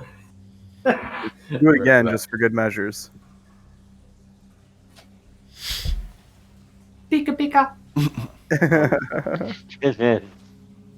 Pikachu.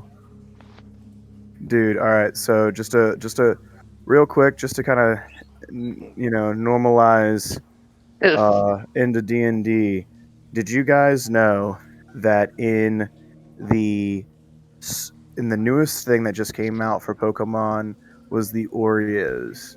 Did you know that there is a Mew Oreo? Yep. That is super rare. Ashley just told me about it. Somebody legit was selling one for like $4,000. Oh, really? More. What? Are you serious? More. Dude, there's apparently a video of somebody eating one online, like an internet video. I will send you a picture of how much. That's sickening, dude.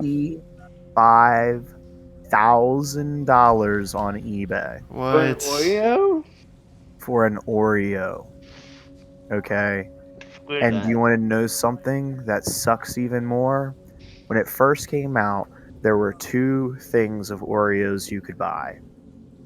There was the big package, and then there was the snack package.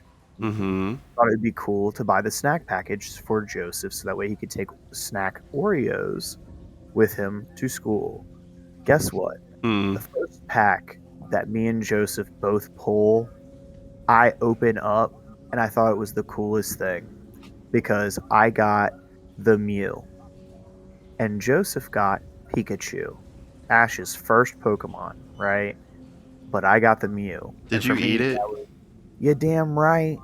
So you actually had one of those stupid things and I you ate it? literally had one of those super rare, super expensive Oreo cookies. You ate Fucking $25,000. I ate a $25,000 cookie.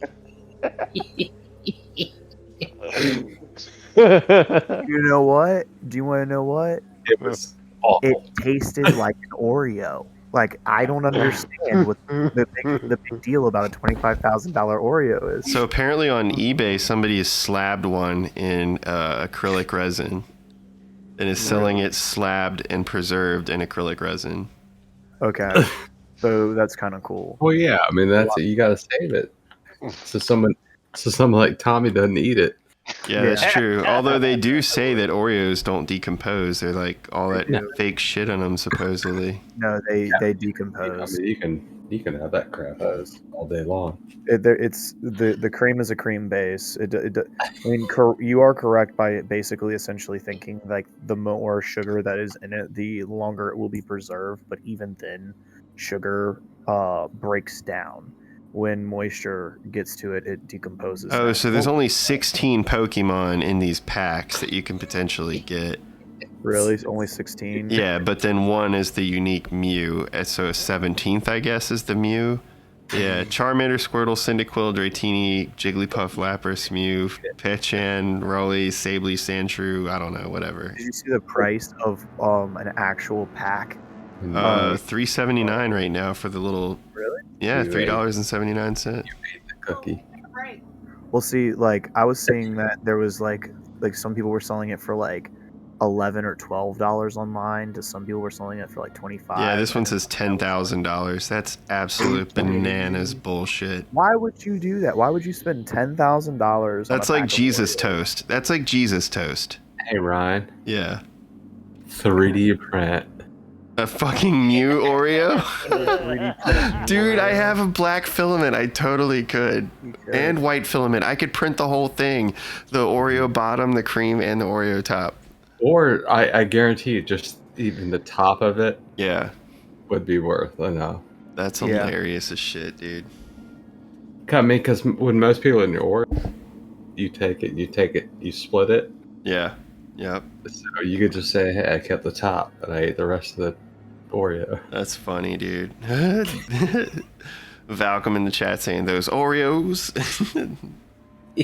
Ridiculous. That's amazing. That's the biggest bullshit ever. Let's do this. Yeah, because I got to get going here soon, guys. Yeah. So we're going to go left.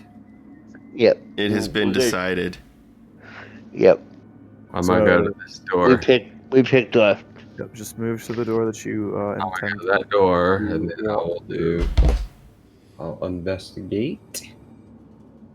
So, How did I not know what my thing is? Your investigation modifier? Yeah, I know mine's shit. I think mine's 2. Mine's a 0. Did you move to the door yet, Misty? Yeah. That's a 9 investigation. Check for traps. Are you on the left door? Yeah. Okay. Alright. Actually, no, mine's a 4. Sorry. That's a 9. Wait. Where'd you go? You went in the darkness. I thought this was the door. No, we're going to the left. I thought this was the door. Hold on. Yeah, I thought the door. Wait. This door right here. Right here. Yeah, that door. The left door. Yeah, okay, never mind. My bad. I'm sorry. Yeah. I rolled a 9. This one. 9 investigation for check for traps. all right. That's a shitty roll. It is not trapped, Is it locked? but it is locked. All right. Let's try this. I'm pretty sure I got that. That's a 12, 19 to unlock it. All right. So the door unlocks rather easily It only has really like 2 tumblers, and you turn the door handle and you push it open, and you're actually very, very quiet. And that's when you see But everything goes to hell. a hallway that banks to the right. Alright. And then if you were to progress further, it would then bank to the left.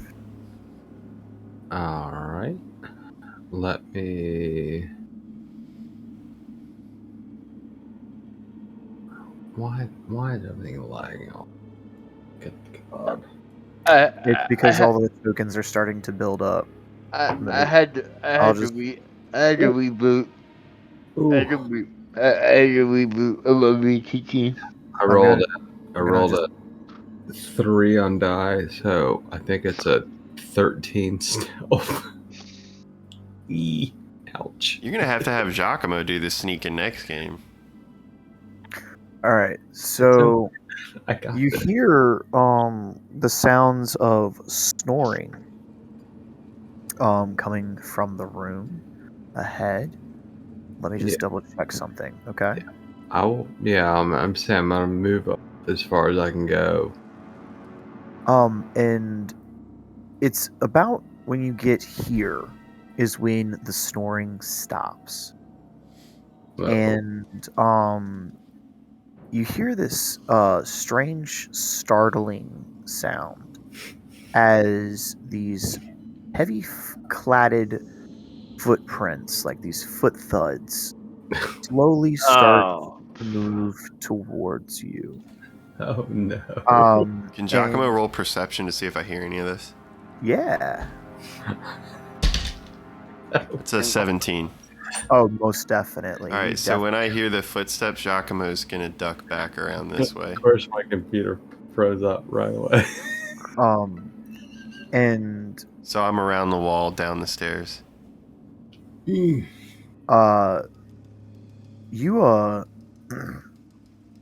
you hear these heavy foots, like these feet, just kind of cladding across the ground. 1, 2, 3, 4, until it's right on top of you. Oh This shit! massive. Can I write it? You what? I stab whoever comes at me Okay. Yeah. with Sure. my rapier. Yeah. Okay. All right. So you're I gonna know exactly write. what that is. Come on, game. Don't do this to me I now. know. My screen is so. Oh wait, hold on. I do too. I'm gonna stab whatever it is. Oh. All right. I'm gonna use my cell phone to look up something real quick. Give me 1 second. Actually, you know what? I won't do that. I will blade ward.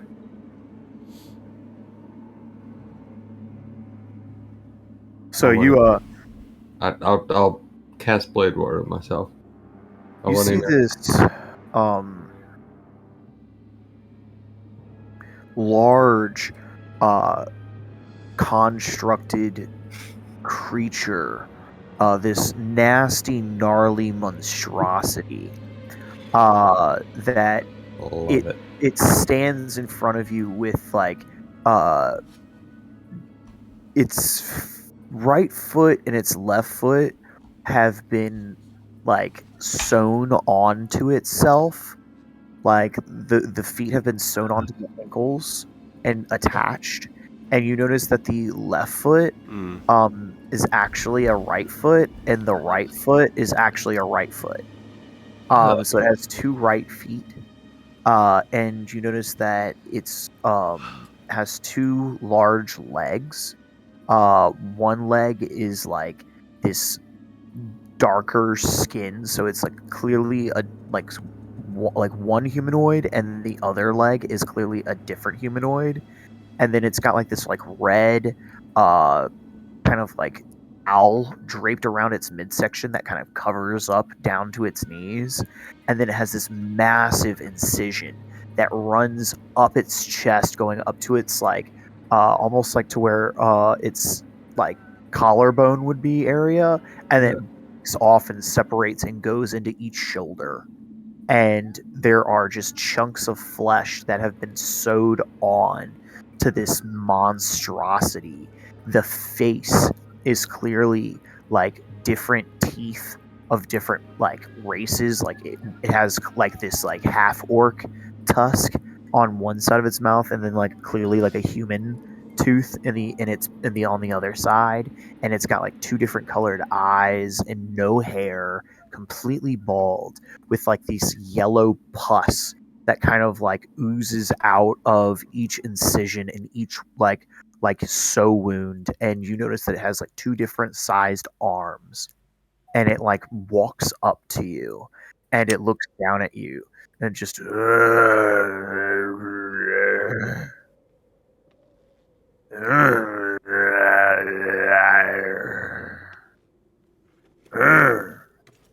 then it looks over to the right.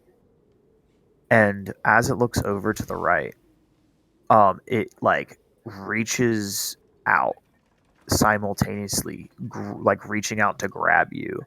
Do you let it grab you?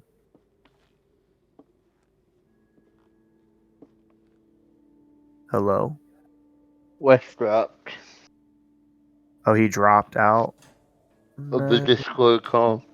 No. I mean, I'm sure he'll be back. I just think he's wherever. Would you classify this creature Would I classify this creature as what? undead? We would fall into the category of undead. Have you ever encountered this type of creature before? I'm gonna say no for that one. So you would not know. It could not be. You're not entirely certain what it is. Like, it looks dead, but it doesn't have the same actions and motions that like an undead would. Well, that's what. I, that's why I asked. Is there some type of check I can make to see if I would know? To see if Wesley would know? Roll me. So, do you think that this would be something that would have been taught within your church via like through history or religion? Like, would undead? Do you think like in your church that you probably religion, because turn undead is my channel divinity effect. Okay. Yeah, so let's go ahead and have you roll a religion check then. I'm basically asking to see if turn undead would actually work. I hit an 11. So, from what you remember, like turn undead is mainly for creatures that are like skeletons or zombies or like lesser undead or things like that. You don't remember anything of this kind of nature being spoken about. You do remember hearing about a creature called a flesh golem, but you don't remember fully if this is truly considered an undead in any way. They tend to be associated with necromancers. Yeah.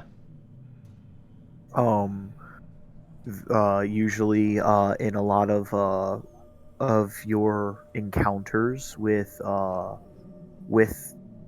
hearing about these people, you heard an individual was like a necromancer who had, been taking people from like graveyards and using their remains to craft these horrific constructs. And then in order to do like the finishing touch, the necromancer would have to go out and essentially grab essential organs or resources out of living beings and place them into this shell. Kind of like Frankenstein's monster. Yeah, it, kind of it thing. is. It is. It is very much like a Frankenstein's monster. I accidentally put Lesbia into one of the fog places. I don't know where she is. Oh, I'll grab her. She's right here. Gotcha. Okay. There she is. Okay. She's back in the hallway with Misty around the corner. Okay. Yeah. There we go. Yeah, that's exactly where she was. Okay. I didn't know who would fall under the category that turned undead would work on, and because I know that it's a construct. Just How do I send? I'm trying to figure out how to send. Send what? Send If you want to send a picture from Google, right-click the image with your mouse. Hold on. Well, I want to send it from like D&D Beyond into here. Okay, so if it's on D&D Beyond, the website, right-click the image. Okay. And then say copy image address. It says view full image. View full image, do that. Okay. Once you see the image full, right-click the image, say copy image address. Copy. And then paste that in the chat. Okay. And then if it's a legal image and it's not right protected, it'll show up in the chat. Sometimes you have to go to Google and you can do this with NPCs as well. So like if you're trying to introduce us to like Floon Blagamar or whatever, you could copy and paste picture of Floon Blagamar in the chat and people would see it in the game log. Okay. Well, I just want to let you know that I just posted a picture of... And players, if you click on it, it makes it big in your screen. So Jason, if you click the image of what the DM posted, it blows it up on top of the map. I know, it hasn't shown up on my chat yet. Yeah, this will really enhance game, Tommy, if you start doing this with some of the crazy things down in the dungeon too. Oh yeah, I'm really like testing the waters with this game, trying to like,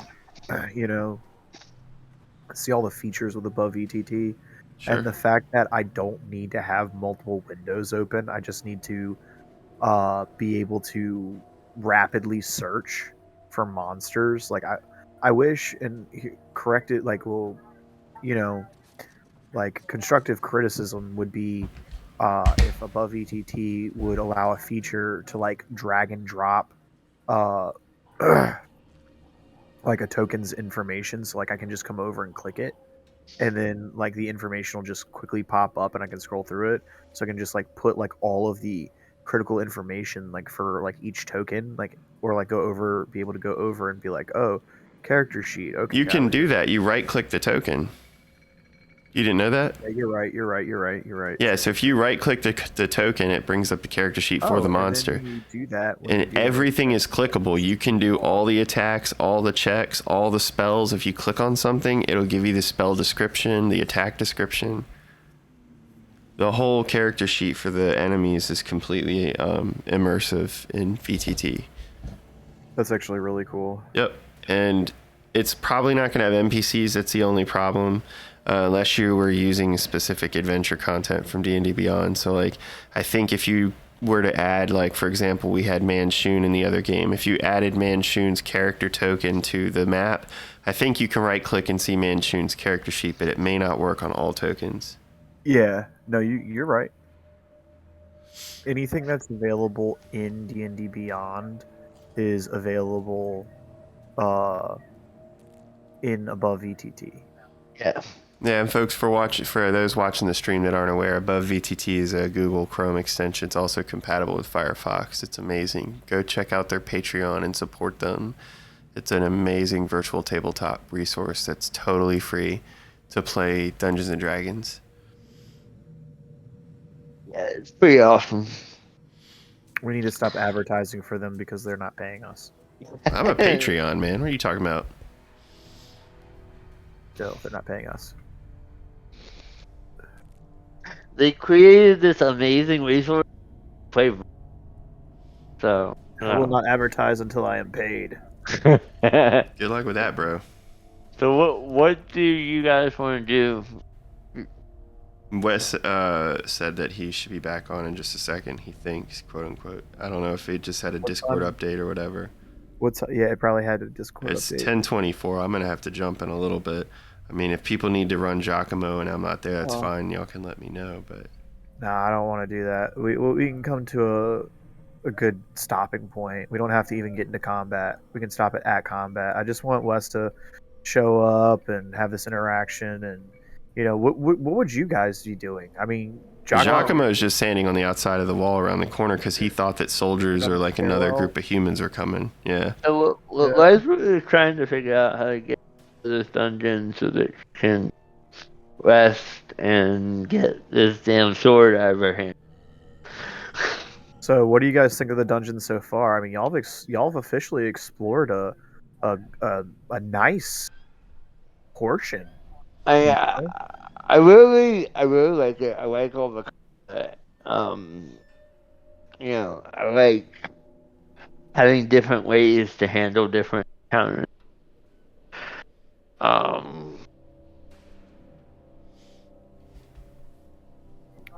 Yeah. But yeah, I mean, like I said,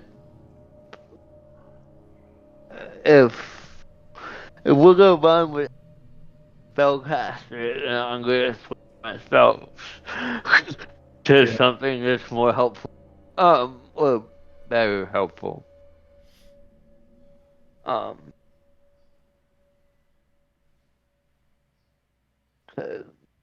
Somebody needs to be able to cast detect magic and remove curse. And at the moment, Leslie doesn't have it prepared. But she can. Well, so detect magic and whatnot is also a ritual. I don't know if you know that or not, but you can. If you spend 10 minutes at a location, you can still cast it for free. I know, but I don't have it prepared. You still have to prepare the spell. Not a ritual, no. Alright, screw it. I came to the phone. Oh, okay.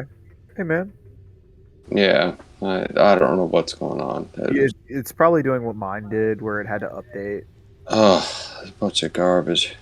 So, because that's why it literally took me so long to get on today. So did I die yet? No. Yes, actually. I don't know what that big awful monster is. So this large fleshy entity, this person, comes towards you, and he steps forward with his palm stretched out, and he reaches for your face.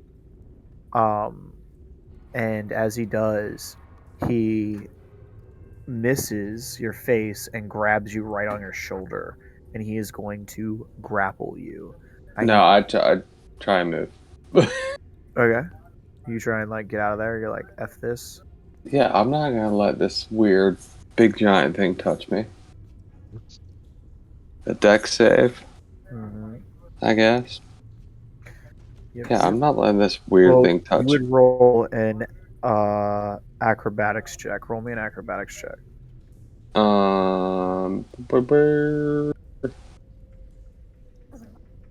Why don't I have a...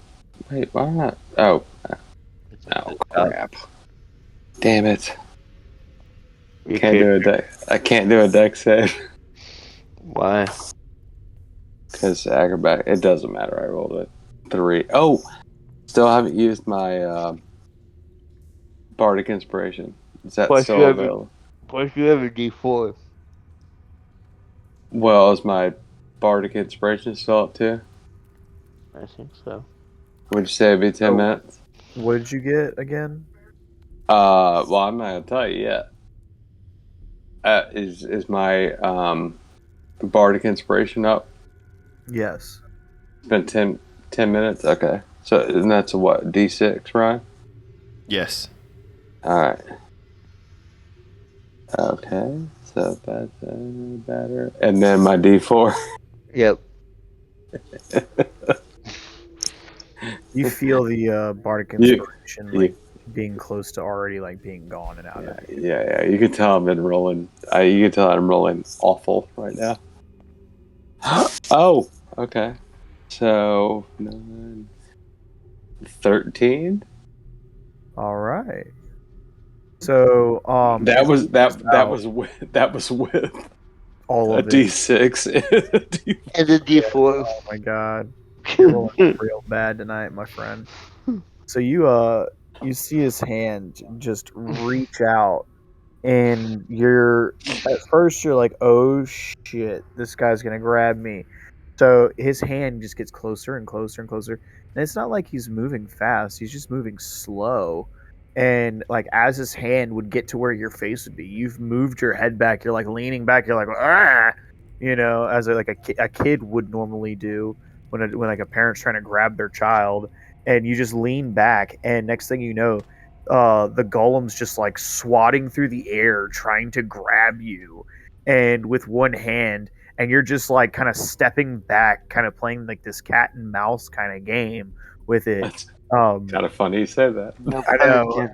I know, and it can, with all of its might and all of its intentions, it cannot get a grip on you. And you're just ducking, dipping, dodging, and weaving, and none of those daggone wrenches can hit you. Nice reference. That's very good. What do you do, Wes? What are you guys gonna do? I mean, it's not attacking you. It's just like dumbly like trying to grab you, and then like you see it kind of like look over its right shoulder again, and like look off in the distance, like over here. I'm gonna move. I'm gonna move back to here. All right. So he's gonna make one more grab for you before you go. Okay. Let's see.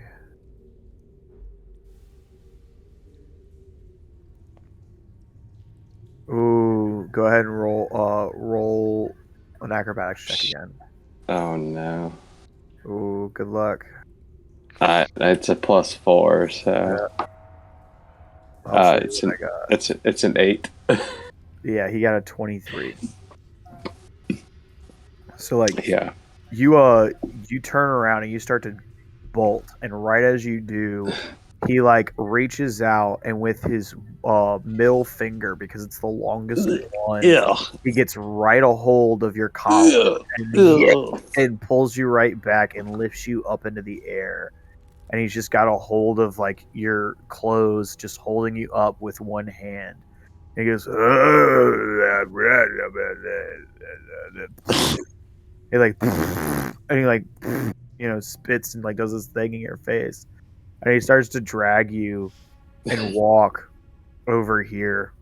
Is he speaking a language? Is it speaking a language? Yeah. It thinks it's speaking a language. Can I stab him? You can. I mean, what I asked you because Leslie has tongue spell, and so I'm gonna let you know that this entity has no intelligence. It has intelligence. It just does not have any capability of communicating using any language known. Okay. It understands you clear as day. Okay. It just cannot communicate with you verbally in a way that we can understand. Okay. All right. I rolled a 16, so it's a 23 to stab him with my dagger, and a 8 damage. Okay, you plunge the dagger into its chest, and it looks at you puzzled. What? I mean, he has me up over him? Yeah. I'd say I hit him right in the head. Yeah, so you stab him in the head, and the knife's jabbed into his head, and the knife's just lodged into its skull. It Mhm. turns its head, and it just blinks at you like what? And that's when you see this woman, um, and she's very beautiful, very thin, like a Morticia Adams kind of Yeah. vibe going, right? And she's got like her hair all done up, and she's got like these like cobwebs on her shoulders, and like these spider earrings, and she's got like red lipstick on, and you see her reach over to a table that has like a cup, this like clear glass cup, and she reaches down into it, and there you can see a pair of vampire fangs, and Mhm. she pulls them out of the cup, and she shakes them off, and she's holding her one hand up to her face, kind of protecting it so nobody can see her mouth, and then she takes her other hand and slides it up there, and then clearly puts the vampire teeth in. I'm so And, sick of these vampires. and she stands up, and clearly and she like greets you, and she says, "Oh, welcome." And around her neck, you can see it, is this large circular metallic net with a red gemstone placed in the center, with almost what appears to be human flesh, kind of like wrapped on the inside interior, almost as like a leather binding. And West drop again. and the gem is constantly glowing as long as she wears it, and it's glowing this brilliant red. And she says, "Oh, welcome, welcome to the Undertakers, the real vampires. Now, oh, what brings you to lovely, delicious creatures here? Do you care for a bite?" Ha ha ha. Oh man. Is And this as she laughs, the flesh golem goes,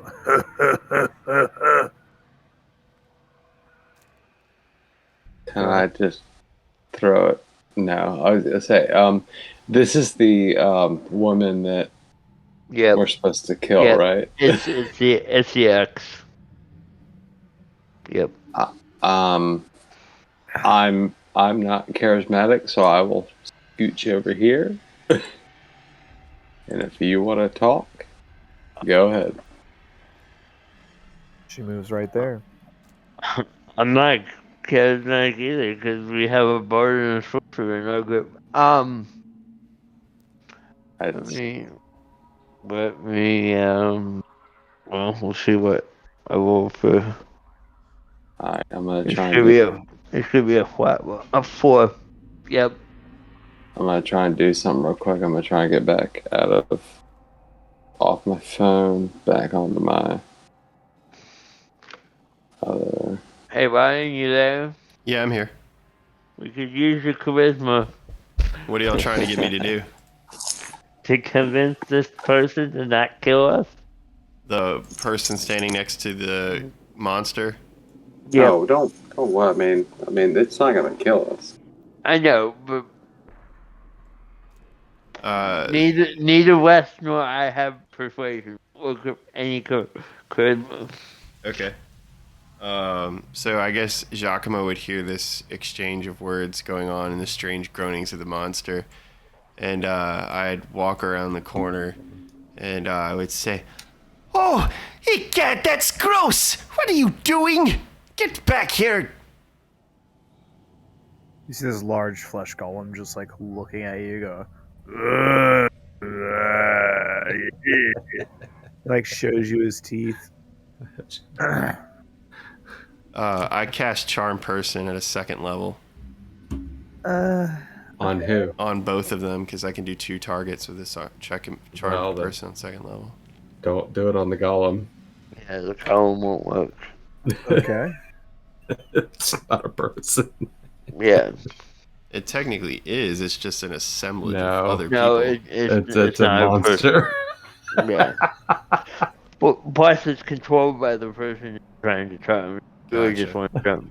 Well, I mean, either way, if I cast it at 2nd level and I hit this guy and he fails, he's friendly and charmed as well. So Well, I just don't want you to waste this. Well, it's a she. It's a she. I don't know if you heard me say. yeah, I that know you said before. that.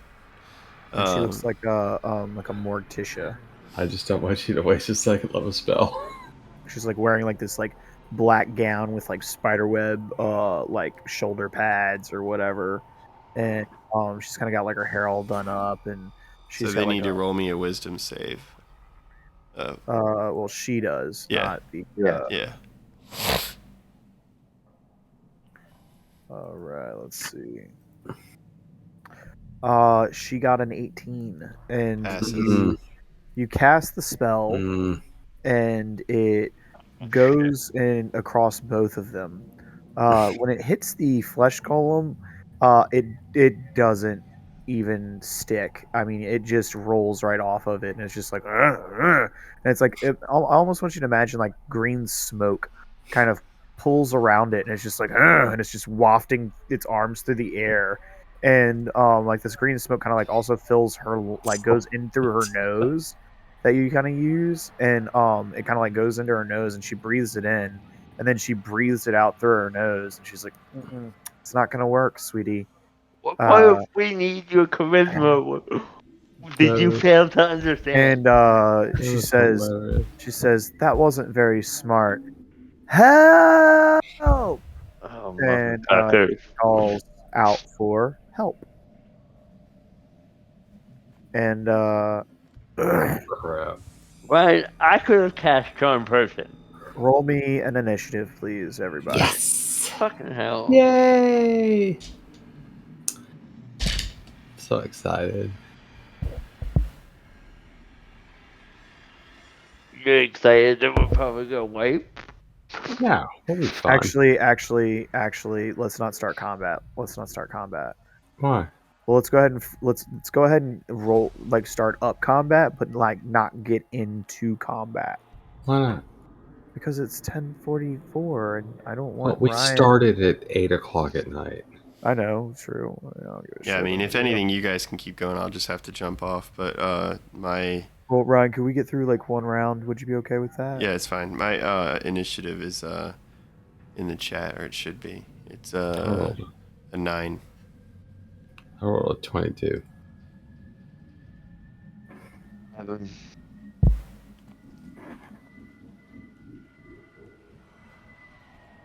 Ryan, you said you got a what? 9. All right.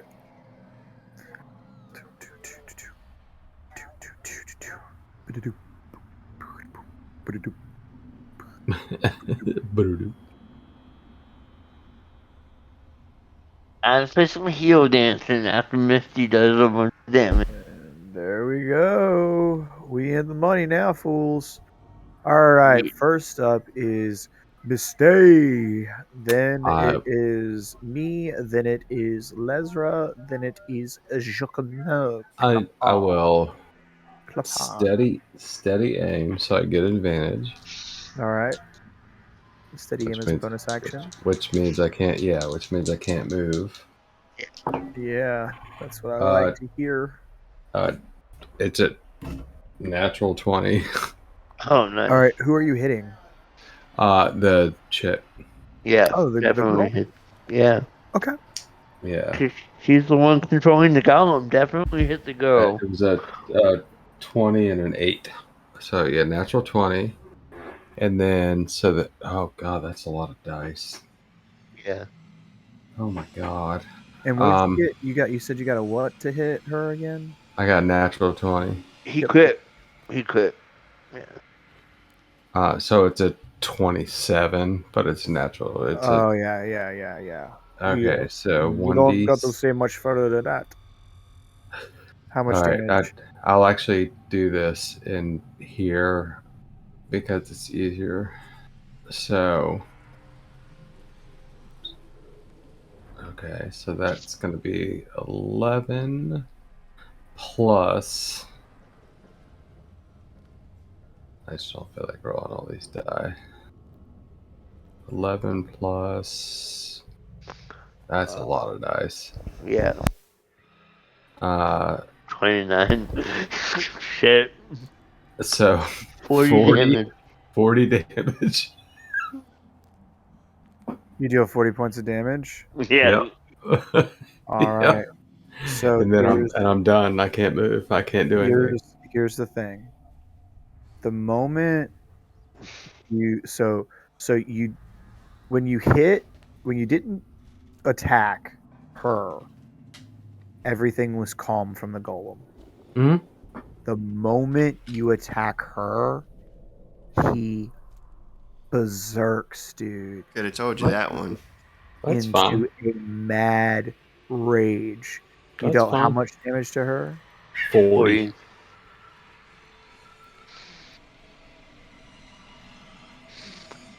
She might be dead.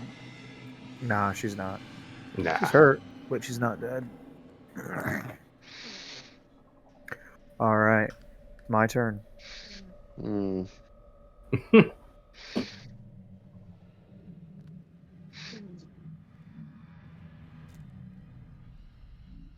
Come at me, bro. I think that they're about to. I got it. You forget that I have protection. I know. I'm not worried about you. I'm worried about the rest of us. Oh no, you're even better than me.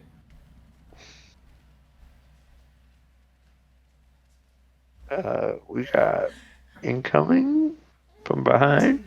Sure. Uh,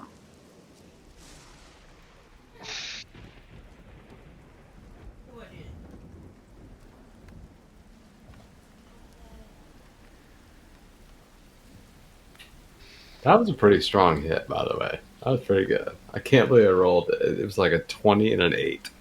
I mean, the sneak attack crit was massive. Yeah, that was good. Yeah.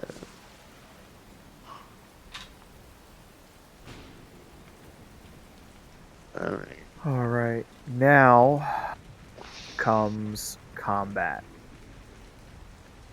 Bring it at me, bro. She is going to step here, and she is going to swing. Since you attacked her, Mm-hmm. she is going to say, before she attacks, she's going to say, "I thought we were going to be civilized, but you mortals can never be one like us." And she's going vampire. she's going to draw her scimitar, Mm-hmm. and she is going to attack you 3 times. Sure.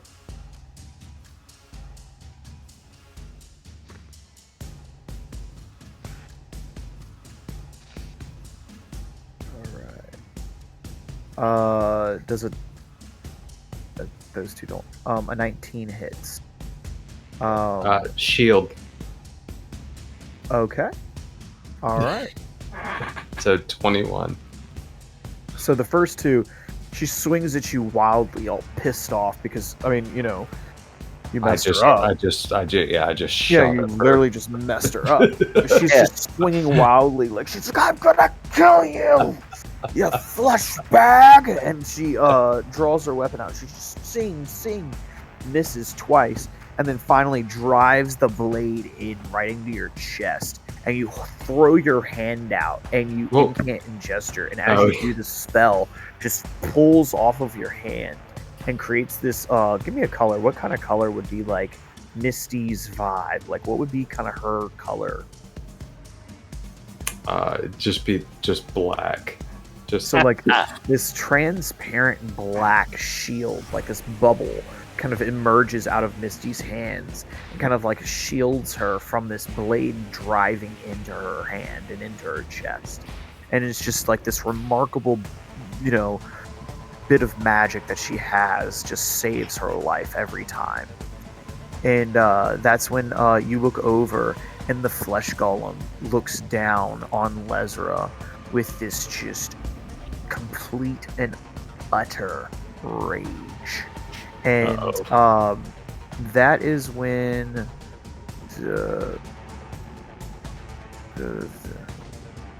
all right.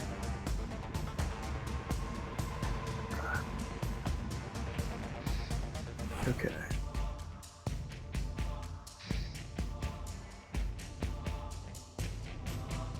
So it is going to hit you twice, Lesra. Well, it's going to try. Yeah. Oh, dang it. Why'd I do that? That was silly of me. There we go. Oh my goodness. This is bad. So does a 23 hit you? Yeah. Then all you gotta beat is 17. Then both attacks are going to hit you. So then, where is the damage? I don't think I have a react. This is bad, bro. Alright, this is bad. So the first hit slams into you for 10 points of bludgeoning damage. Ouch. And then it punches you right in the chest, right? The second hit, the golem, after it punches you, it rages and it pulls its left hand and its right hand up to the left over its shoulder and over its head, and then with balled up fist gripping onto it, it brings its hands straight down onto your collarbone and slams into your shoulder, right? Almost dislodging and breaking it. And you can just feel the bone almost crack and almost shatter. Like, had this been any worse, you could end up being dead for 14 points of bludgeoning damage. It just wrecks havoc into you. Give me 1 second. What's up, bud? Down to 6 HP. Alright, love you. Sweet dreams, buddy. Oh, shit. Yep. Damn. Yep. And as it stands over top of you, it screams in your face.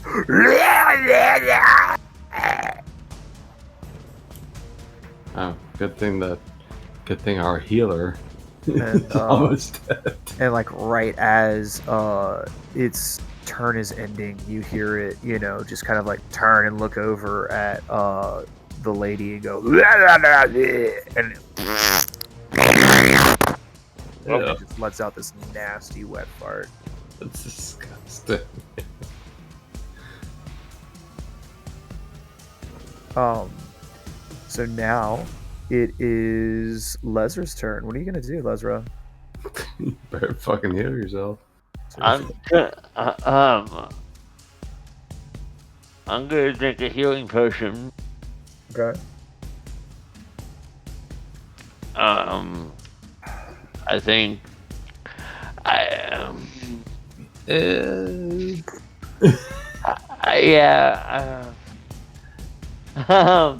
so Use the spell slot, man. no, well, I don't.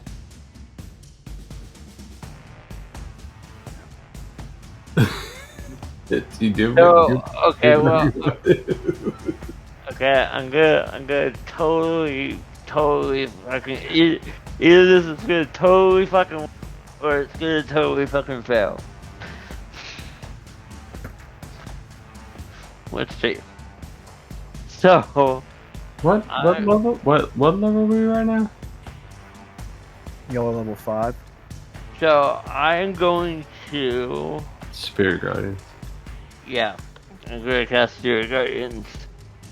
And That is 3d8 damage. But they don't take it until their turn. Yeah, but you want me to roll the damage? No, roll it when they. Here, You roll, roll it it when they like- get in Okay. it. Here, you roll And- it on their turns. And then as my bonus action, I'm going to cast Healing Word on myself. Oh goodness, no. What? Yeah, go down, Soda. Don't spill over. Good soda. Okay, you talk about your soda. That's I think. I mean, if you wanted to do like a, Wait, you don't talk to your soda? if you wanted to do like a healing potion, would that be a bonus action, or you could get? Yeah, so It's called rapid quaffing, but it's a critical role homebrew feat. yeah, well, I'm just auto giving it to everybody. I don't care. It's no big deal. Okay, so Whatever. I can take a potion as a bonus action? Yeah, I don't care. Okay, then I'm... crap. Like an I act. didn't, I didn't mean, Yeah, I technically didn't- it's supposed to be an action. I didn't mean to roll that. I'm gonna use my bonus action to take the healing, but I accidentally rolled the heal. So the potion, I have a common potion of healing, so it's 2d4 plus 2. And I'm rolling it. And let's see. What did, Yeah, we what don't need did- to wait till you roll. We can move on. So you What- can just go yourself. what did it roll? Because I can't see the... It's 2d4 6 plus 2. total is what you rolled as a 6. Okay, thanks. I can see it. Okay, my turn's over. Okay. So now it is Giacomo's turn. Giacomo is going to peek Use his. the heal, buddy. Giacomo, you are the only person who can see what is coming through the front door. The people behind me. Yeah. Mm-hmm. And what are they again? You only know them to be, probably vampires. Like, okay, gotcha. Real vampires or fake vampires? So what's up with this? Was this a door that the golem came in through? The wall he's up against? No. He's just standing there. He's just Okay, standing there. gotcha. The shadow just kind of covers him up because it's like. But we haven't fully gone into the room to see more. Is that why it's still blacked You out? haven't. No, that's the whole room. Okay, gotcha.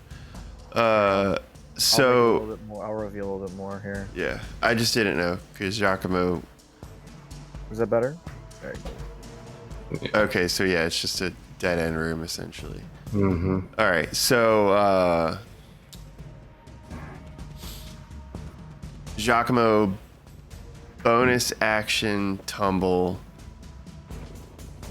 For my action, I am going to cast a level 2 healing word, or cure wounds. Excuse me, level 2 cure wounds. So let's see here. 2d8 plus whatever you was. Yeah, Why did you bonus action tumble? you'll see in just a So second. he can he gotcha. can leave a threat space and Nah, I got you. get up out of that point. I get it now.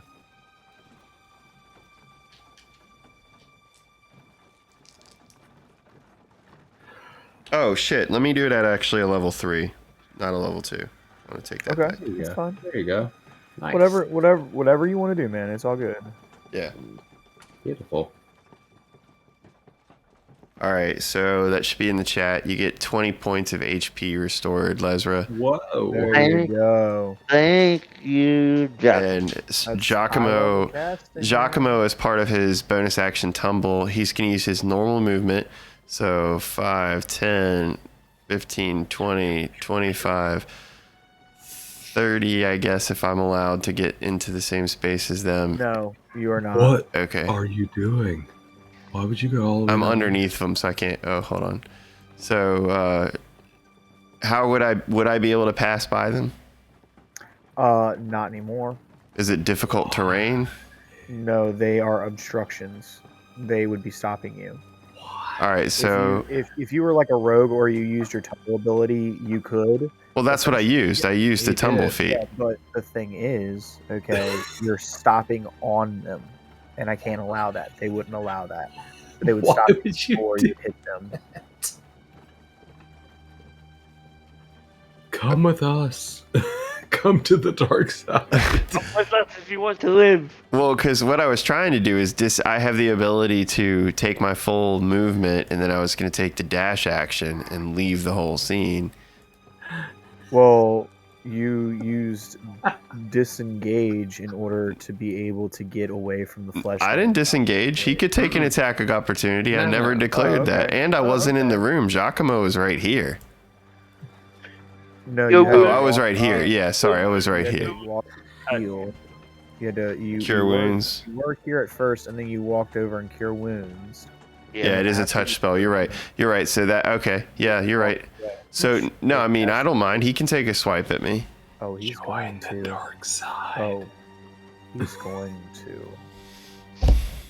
Because again, he's just mindlessly messing up anything that moves. Yeah. Because somebody attacked the master. Yeah. So he misses. Somebody. He got a 10. He swings at you, and he's just so focused on Lesra right Yep. now. So then I'm going to use my full movement to get as far as I can, and then take the dash action to try to plow past these people walking down the hallway. Okay.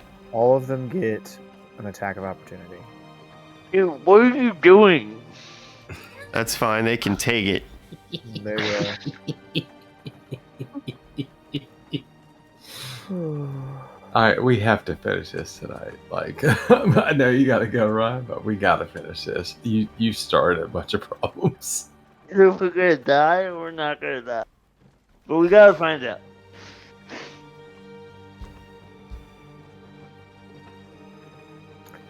Does a My AC's a 15, so anything over a 15 Oh. hits. 22 and a 21 hit? Yep. So Yeah. both of those.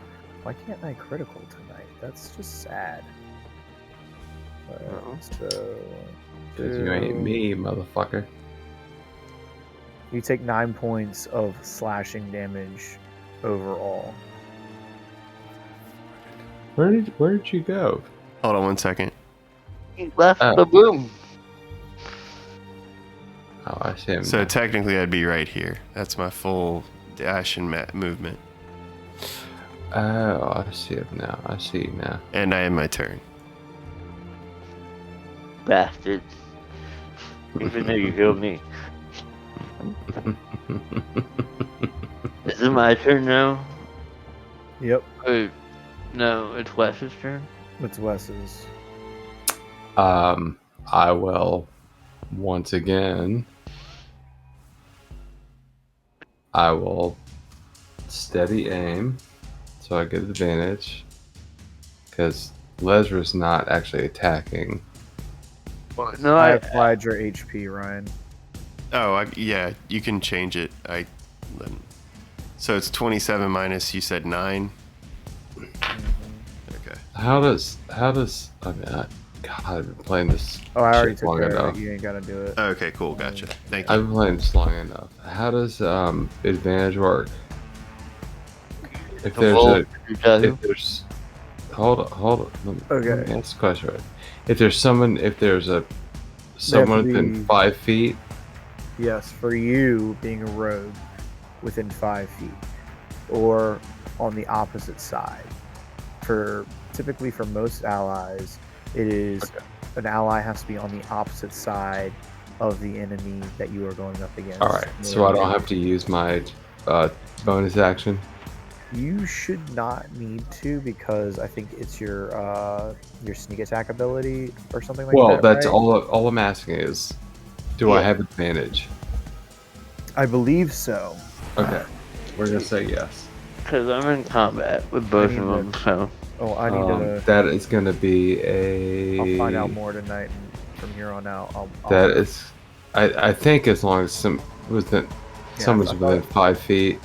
that could be the assassin, but I don't remember. It's not a big deal. No, Let's I think it's let's just- we'll worry about it another time. Right now, let's keep playing. It is gonna be 17 Hits. plus 7. And I am. Oh, How close am I? you're right on top. Yeah, okay, so I'm gonna have to use my dagger. So D4s. That's gonna be D4. Let's just do it on this again.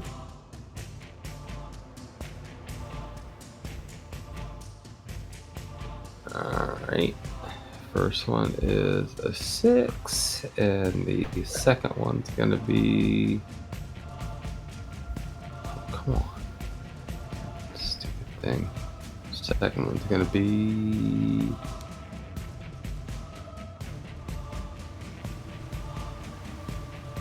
Would my sneak attack with a dagger? Well, I guess it is. It's 3d6. Yeah, Um. it doesn't matter what you use. So. Nine. So another 9. So. Yeah, that's gonna be. Hey guys, I'm gonna jump. I gotta go deal with putting Iris down. You said 15. Yeah, 15 damage. And then I will. It's a bonus action. Can I do.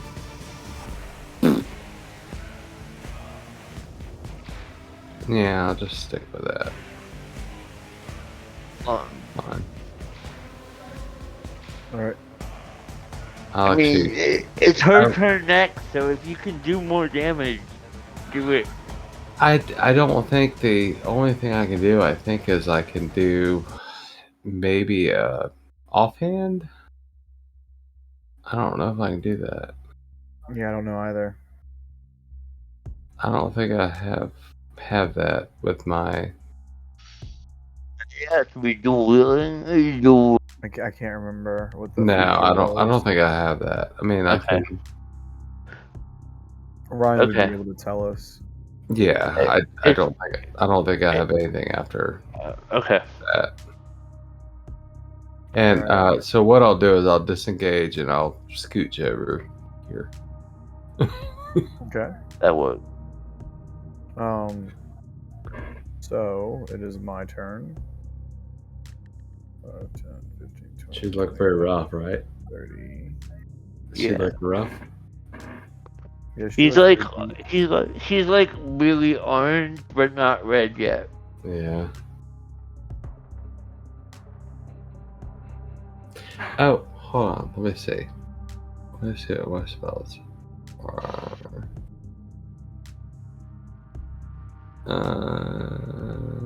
Nope. Action. Nope. Okay. I'm good.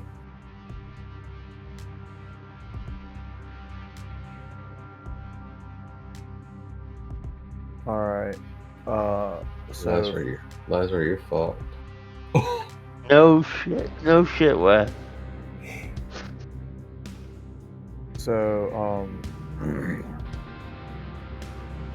2 bandits. One gets advantage. One does not. What did they get?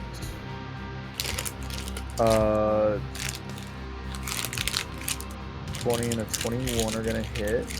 Yep.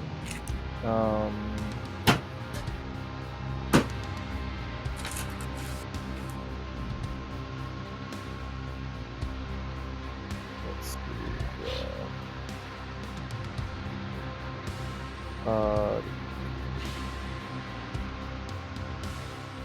You take from the first hit 6 slashing damage, then from the second hit 4 slashing damage. Then from the leader, the head honcho, she's going to make 3 attacks onto you with advantage. Mesky's not getting any of this. No. Great. 2 of the 3 hits are going to definitely hit you. Oh, wait, hold on. Mhm. I have spirit Spirit guardians up. Can I use Spirit that now? guardians. Yeah, that's So fine. anyone that as soon as they moved in, They take damage. yeah, well they got to That's roll fine. wisdom save. Yeah. You take Everyone 9 roll a points of damage.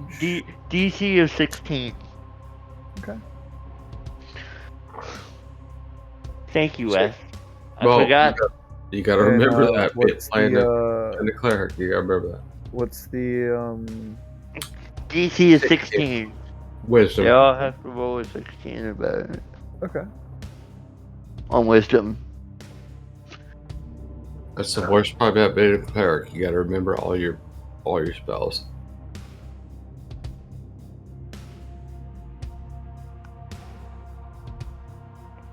Well, I was like, why didn't I cast Guiding Bolt last time? And then you were like, cast Spirit Guardian. So I was like, It's the greatest. no, spell ever. it is. All right. So the captain passes, and two of the vampires pass, and the golem and this one fail. Okay, so 2 of them take 19, and the other ones take Half, 8, right? 9. Yeah. 9. Okay.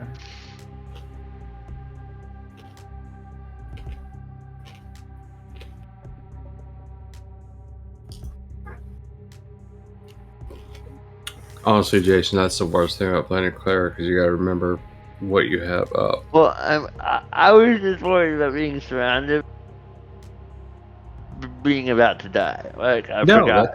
That's why you Yeah. cast Spirit Guardians. Yeah. People can't get close to you. You killed one. Yeah, we killed one. You got one of them.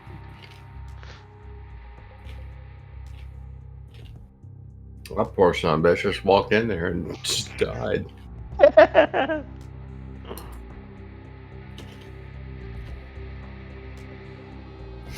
All right. I can't wait if I survive to toll the fucking dead out of this bitch. All right. So again, Tommy, it'll be over after this round. Don't worry about it. So again, you take 9 points of slashing damage Is that it? from the bandit captain. Okay. Is anybody else attacking me? Did you take your 10 points of damage from the bandits? No. They're 19. Oh. Oh. Yep, Okay. 19 points of damage in total, and then I've got to attack you with the flesh golem.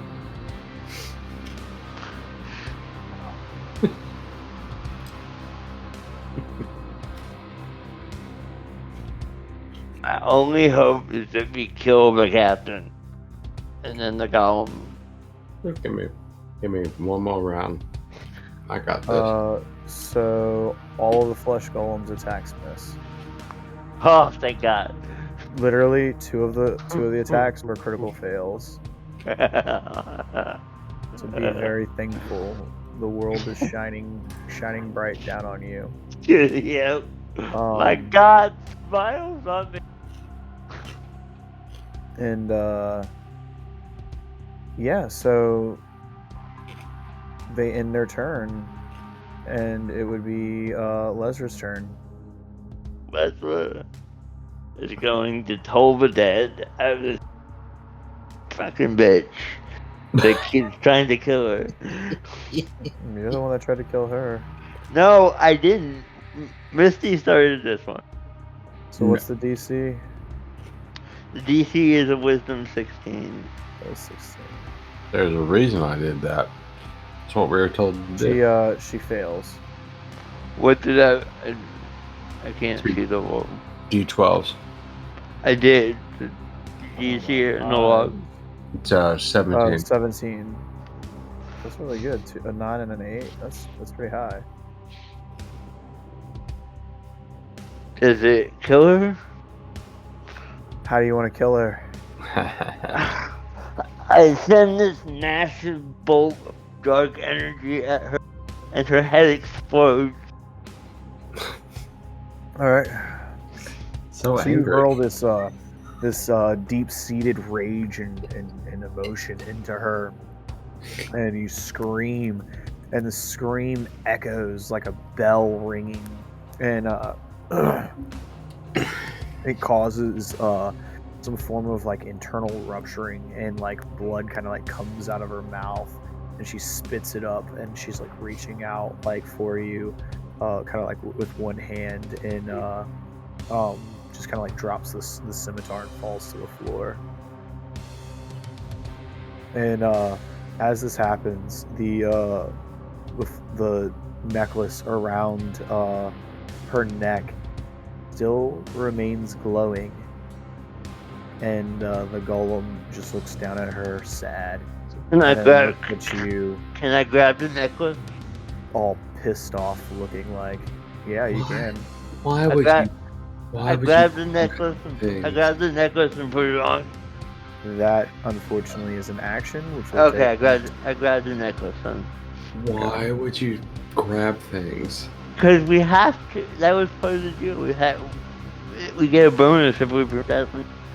And if I have the necklace, the golem stops attacking. It was stake her through the heart and cut off her head. Yeah. And no one said anything about the golem stopping attacking you after you killed her. No, but it should if I'm holding the necklace.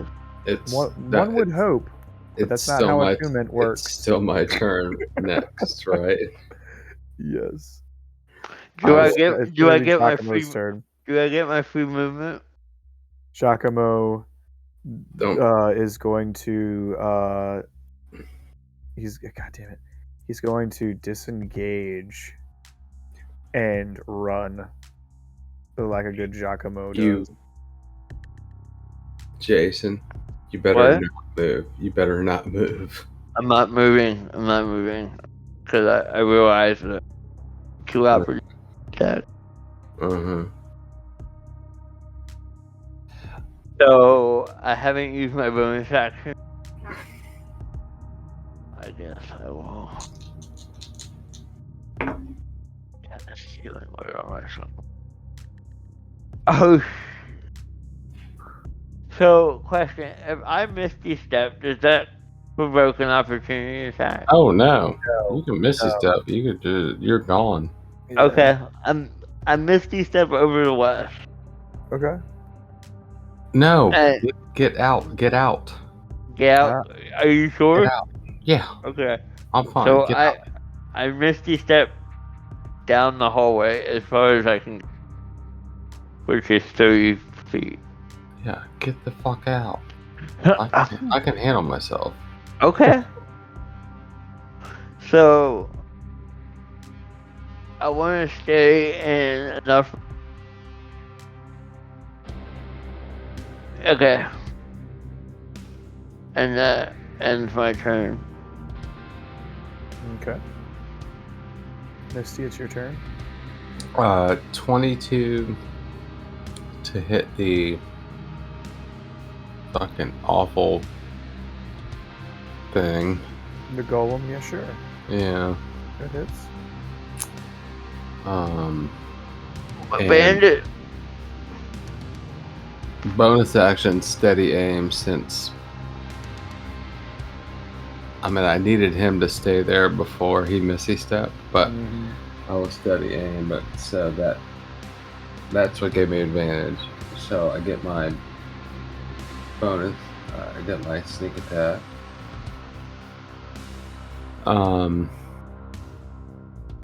So was it 1d6 plus 4 because I'm using crossbow. 1d6. And then I get 36.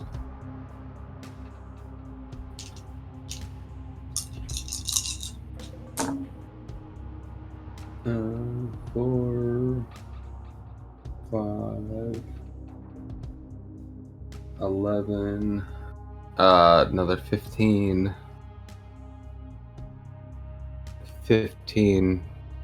from my crossbow. All right. And then I'm stuck there because I use a bonus action. So it's looking a little beat up now. You know, it's I got a hope few so. crossbow bolts in it. It's, you know, had a few slices in it and had some burns on it. I mean, it's seen some shit now, and Mhm. it's starting to get a little. It's still angry, but it's starting to get sad. It's starting to cry a little bit. Blood tears start rolling down its Poor cheeks. guy. And they come in, and they see her, and they start crying, and they say, "You killed our maker," and Looking at me? yeah, Oh, wow. and they I'll just point. No, is that the girl? You are the girl. No, The I'm other gonna girl? point- I'm gonna point towards you. so they're I've actually no loyalty. Are my spirit guardians still there? No, Spirit guardians are the on spirit you. guard's around you. Okay. So whoever the people you're around, Okay. they will take that.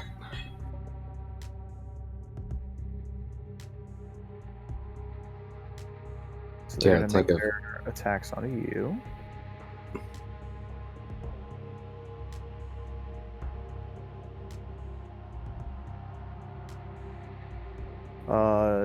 21 hits for 6 points of slashing damage.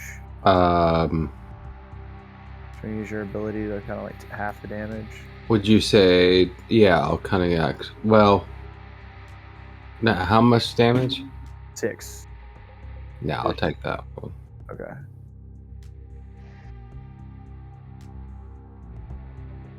All right.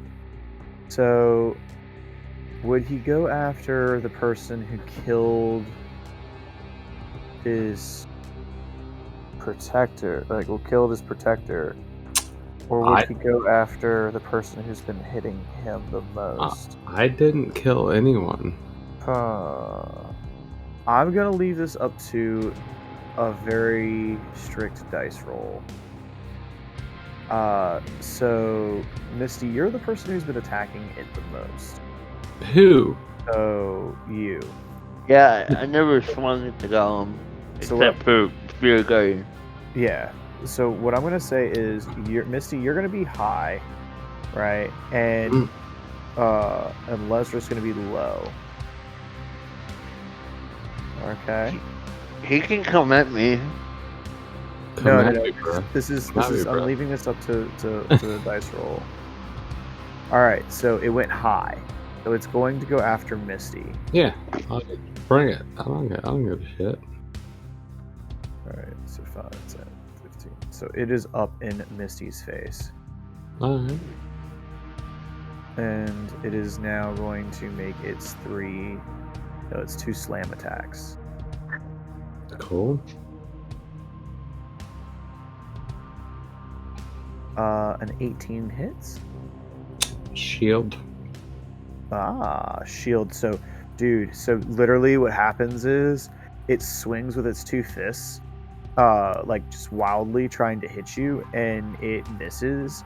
And then as it does, it with its backhand, it literally from behind, it just wings its arm back and then just slings it forward, and it's coming right for your face.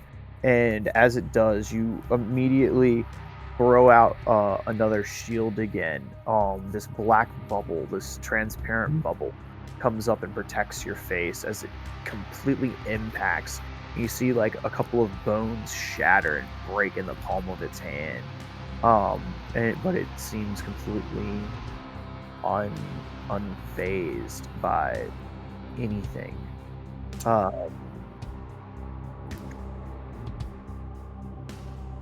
Let's see. How do I do this? So now it's a 21. That's why I didn't take the reduced damage on cutting action. Okay. I knew this was coming. I got you. But yeah, so it ends its turn.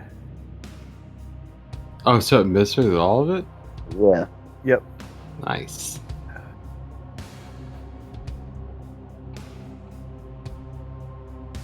And it is your turn. Bonus action. Well, it's Lesra's turn, I mean. Yeah. Oh, wait. Okay. Not to attack Lesra. Oh, I forgot to attack. So That's too funny. that's hilarious. That's too funny. Damn, 2 15s. How do I roll 2 12s in a row? That's stupid. So, who's attacking me exactly? And 2 dudes around. Well, first of all, Spirit Guardians. well, no, because First that's off- on their turn. Yeah, well, it is their turn. Heal Is yourself. Heal yourself, dummy. It's not my Well, no, turn. He's No, attacking it is, me. yeah, it is their turns. Okay. Oh, So yeah. one of them passes and one of them fails. So roll. And also 5? you did get Yeah, 3d8. I rolled a 5. hit. Also, How is you- that even possible? Well, it's not. I rolled a 1, a 2, and a 2. by the way, Ugh. you did get hit last round. Well, last round. I need Yeah. you to roll me a concentration check, please. Greater than a 10. Yeah, because I don't remember what the rolls. Wait, a save or check? I need you Just to roll just a roll Constitution. roll more than a 10. Yeah, roll a Constitution. Roll a 10 or Check. higher. Constitution check, not a save. A check. Okay. You'll get it, I would think. Nope. Spirit Guardians is no more. No. What's your concentration saving? It's not the saving throw, bro. It is. All right, I gotta check. I It thought is. it was a saving. throw. I'm It's just a so saving sleepy. throw. I'm just so sleepy. That's why this is why we talked about this earlier. That's why you take Resilient Concentration and Warcaster. So it's your concentration saving throw. Yeah. Well. Okay. What's your concentrate? What's your saving throw? It's still a +3. Okay, so what'd you roll? Well, What'd you roll on dice? I rolled. I did re-roll with 16, but my original roll was a 5. Okay, well you failed. So yeah, he failed. Yeah. So the DC is equals 10, or is half the damage you take. So No, you- he failed. He failed. Yeah, it's a concentration saving throw. Yeah. But in my case, my saving throw is the same check because I don't have proficient yet. It doesn't matter, but you failed because you rolled Yeah. an 8. I know. I'm aware. It is all good, my friend. It's all good. But nonetheless, they attack you, and only one hits. And he is going to hit you with 4 points of slashing. I only see one person next to me. Other two. There's 2. Yeah, there's one like one right, here and one here and one right above you. like just a slight angle, Yeah, like it's right not beside good. It's not good. right beside the bone chair. Oh, there they bone are. throne. Okay, I see. I see him now. Oof. And it would be Giacomo's turn. Giacomo's doing his thing. It is amazing that me being the rogue, who should never take damage because you wouldn't be seen, I get into it. I take damage. Lesrat's your And turn. And now my cleric is. Now my cleric is almost dying. Wait, is it Lesrat's turn? It should be It Lesrat's turn. is my turn since Giacomo's not here. Yeah, it's your turn. Go ahead. 2 options. I'm listening. Oof. Do you got 2 options? Offense, defense. Mortal Kombat. So, I mean,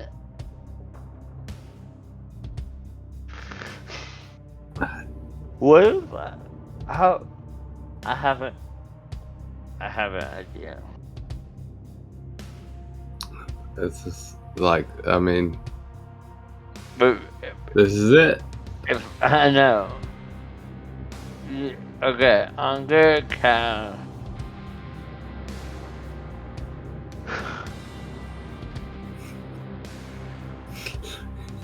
It. Can't wait to see what you do. Well, I could run away. I could cast this stuff again and just peace out. Peace out. You could. I could. Mm-hmm. Offense, defense. And I could heal myself. Or I could take a really big chance. Go big or go home. YOLO. Okay. So, are the two people Never, attacking? it never ends well. Are the are the two people attacking? Yeah. There are Where two do we- people attacking you.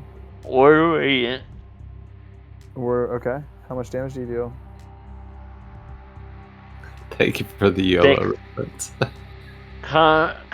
con save roll of 16 or better. Okay. And then I'm gonna cast Sanctuary on myself. Nice. Is Word of Radiance? Is that a It's an AoE. Is it a cantrip? Yeah, it's a cantrip. That's why I did it. Both of them pass. Okay. I'm still casting Sanctuary on myself. Okay. Very nice. Very nice.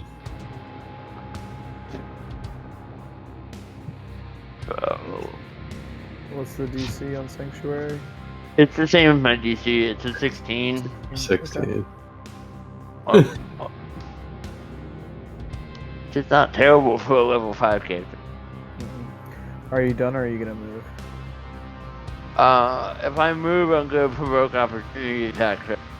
Yes. Okay, so no. Okay. Wes, it's your turn. I'm gonna do something really stupid.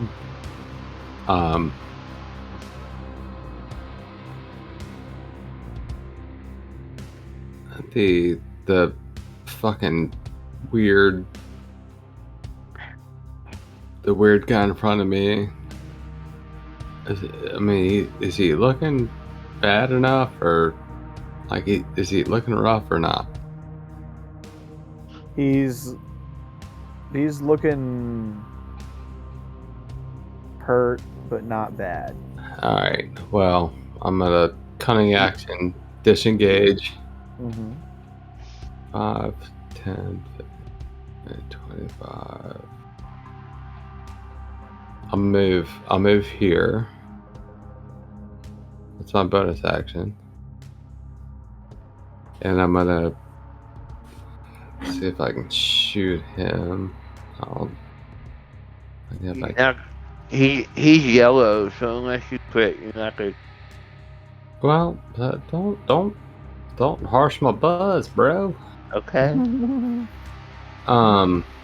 I just finished my beer. You're just knocking out my mellow. I'll let me try these digital dice again. Let's see how this works.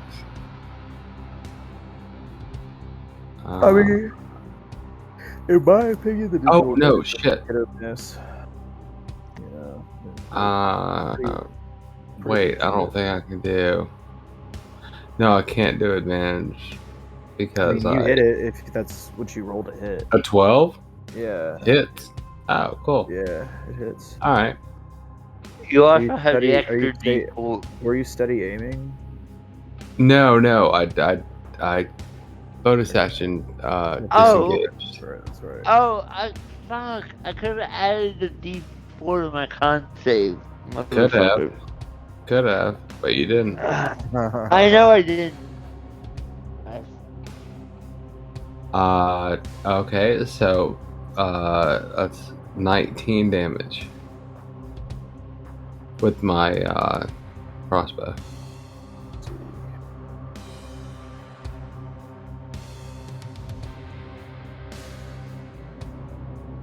How'd that work? Give me a second. And I still have 5 feet of movement too, which I will move. It's still yellow. And I will move here. Okay. My turn.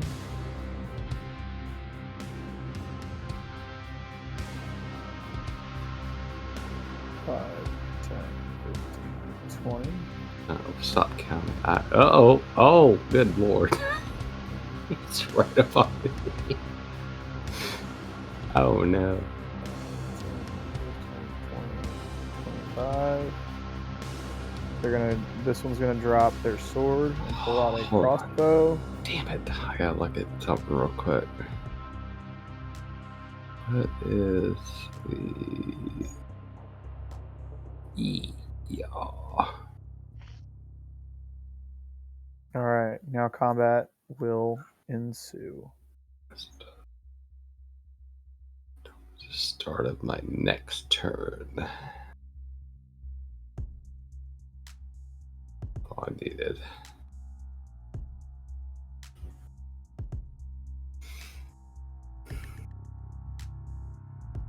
Lesra, a 19. Did they roll a DC 16 on wisdom? Ah, thank you for reminding me. Mm-hmm.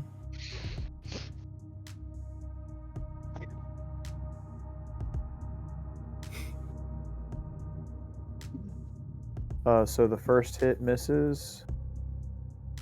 The second hit would miss. They can't hit you at all. Thank God. Which means they have to attack someone else.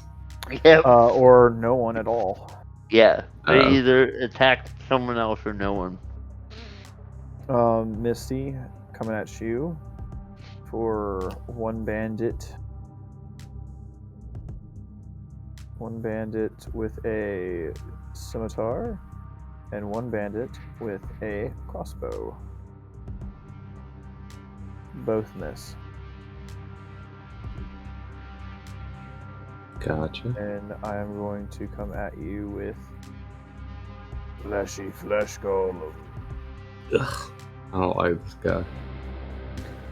Slam!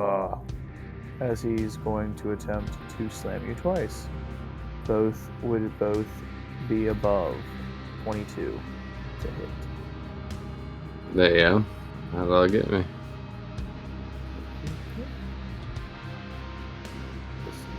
Wait, what?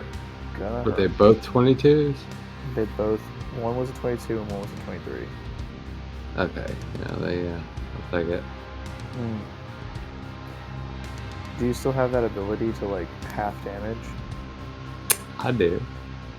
You're gonna want to do this. 14. I may just- First one. I may- For the first slam, it's Yeah, 14 tell me what the points biggest damage of is. bludgeoning, and then the second one is also 14 points of bludgeoning. What was the first one? 14. Both are 14 hit, 14 damage. Okay. So I will, I'll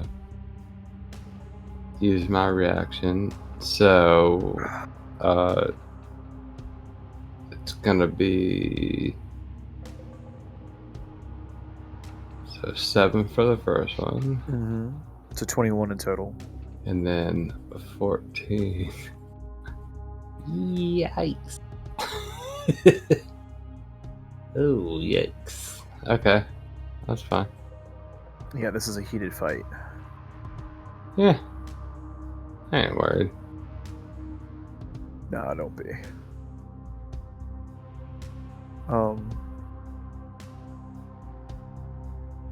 So,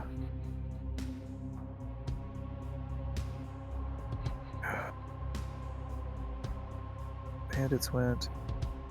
They It went. would be really nice if we had more than 2 people in our party. Hey, you wanted to look. We could take this. Don't worry about it. Lesra, it's your turn. We could take this. Okay, so if I make an attack, I lose my. If Yeah. you make an attack, You can heal yourself. I know I you can heal myself. What do you think I should do, Misty? I would say heal yourself, because if you Okay. make an attack, I lose my sanctuary. it's your sanctuary.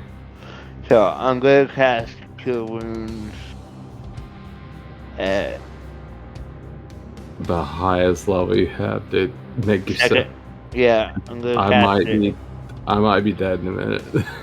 Well, I'm gonna cast it at second level because I don't have any third level.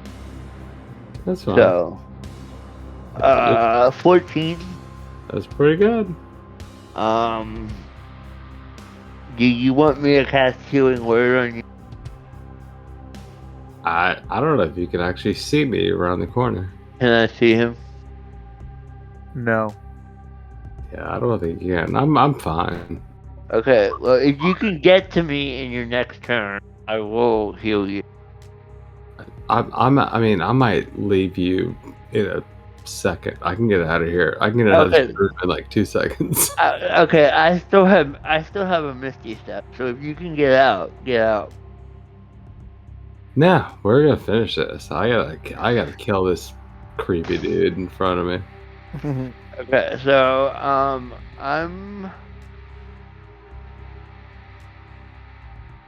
what do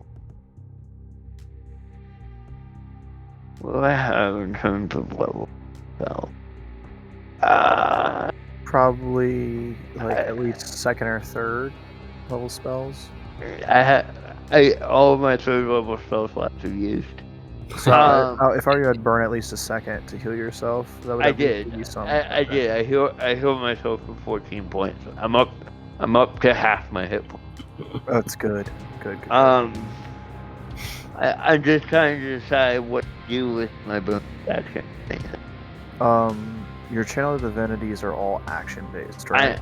Yes, they Yeah. are. What about that one that's like that movement healing ability? It is also an action. Yeah. Okay. So- Damn. They're all action. So like, that's why I asked if I could see Wes. I could cast Healing Word on him, but I can't. So You can cast healing word on yourself. I could. Well, hold on. You casted cure wounds on yourself. You can't do that. No, I can't. Yeah. I can. So that's why I'm looking at. Just don't worry about it. I'll be all right. Okay. Yeah, he should be okay. Hopefully. Oh. Yeah. Like if anything, like really, yeah. like you just need to survive. That's really I'm gonna save my spell slots, and I'm gonna keep Sanctuary active by not attacking. Yeah. Okay, go. Wes, it's your turn. Yeah. That's you. Disengage. Okay. F you, I'm out. GG's. So 5, 10, 15, 20, 25. They get you 25. Yeah. I'm gonna stay right there. You're not trying to go 30? I mean, where am I gonna get another 5 feet? Yeah, dude. I don't care. Any bit of movement is good movement. As long as I'm now close to the cleric, I'm in good shape. Yeah. Well, there's the door here, which you could make it there. You could make it here. Nah, I ain't got lame. I want to kill this weird Thingamajig. zombie thing. Well, now that you left it, okay, it's berserking, so it's going to be in there for a while. Okay. So it's your attack turn, right? Yeah, I mean, I don't. I mean, I'm gonna ready an attack, but I don't have a attack. No, I was talking to the DM. Well, I mean, I didn't know because, I mean, he used a basic movement. He used disengage, which is a bonus action. I didn't know. Yeah. He still has an action. He could still attack. Yeah. Yeah. Do you want to attack one of these people that are on Lesra? Actually, you know what? You're right about that. Hold on. The problem is I don't get. Hell, you could I don't get my what sneak you attack. could do. Actually, listen to me. You actually move here directly behind the target that's in front of Lesra, giving you advantage because that would give you access to your sneak attack, allowing you to deal as much damage as possible to this single enemy in front of you. Thank you, Jim. You're welcome. I'm here for you guys. Okay, I'm here for you guys. This is like a game of chess, but each pawn has legit 1,000 abilities. Do I care enough to save Lesra? Okay. How about this? It's not about saving Lesra. It's about Lesra saving you. So it's not about how much do you care about Lesra. It's about how much do you care about yourself that cares about Lesra caring about yourself. Let me attack this son of a bitch. Do you understand your dilemma? It's not about saving her. It's about saving you. I also need to move. I need to be here. Why? Crossbow. Okay. Crossbow. It does a little more damage. Okay. Yeah. So let me. Do you still get advantage? Yeah. Yeah. I really need to look this up. This is really because I'm in combat. I'm within 5 feet of the person that he's attacking. So it's a dirty 20.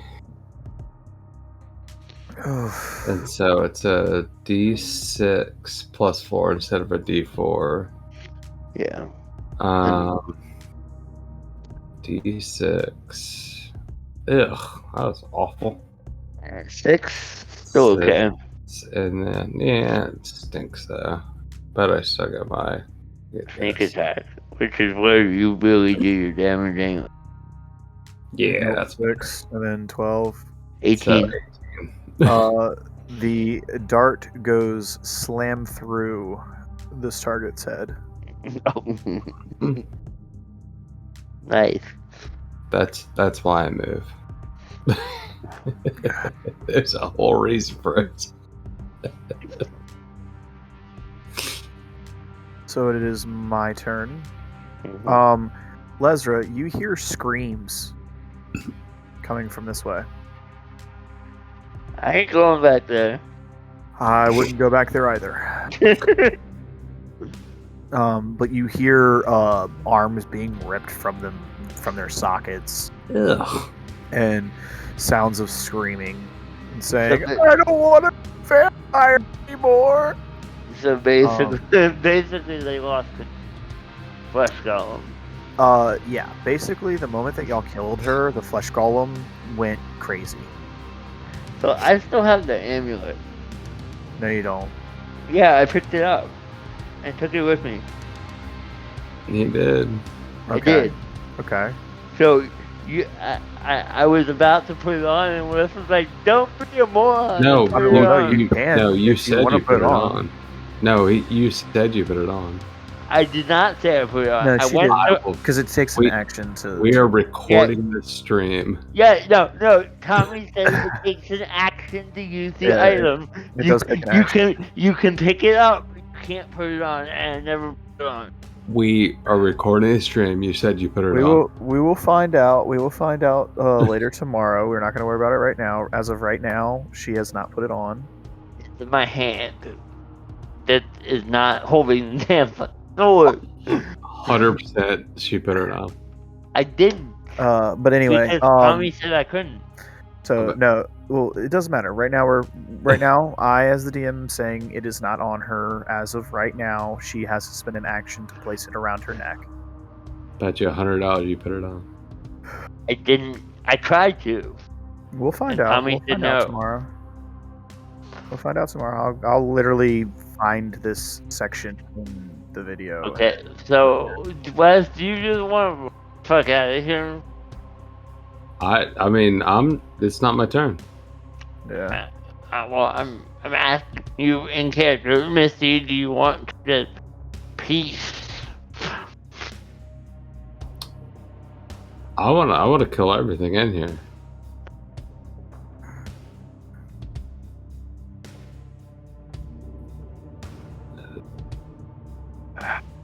Okay. I want to kill everything in here. So Okay. When Misty says I want to kill everything in here, you don't really, Lesra, you're not getting the feeling that he's meaning in that room. He's meaning the whole fucking place you are in. I know. He wants to kill everything in this entire dungeon. Yep. I don't want to do. That's get what I that. do. I get that.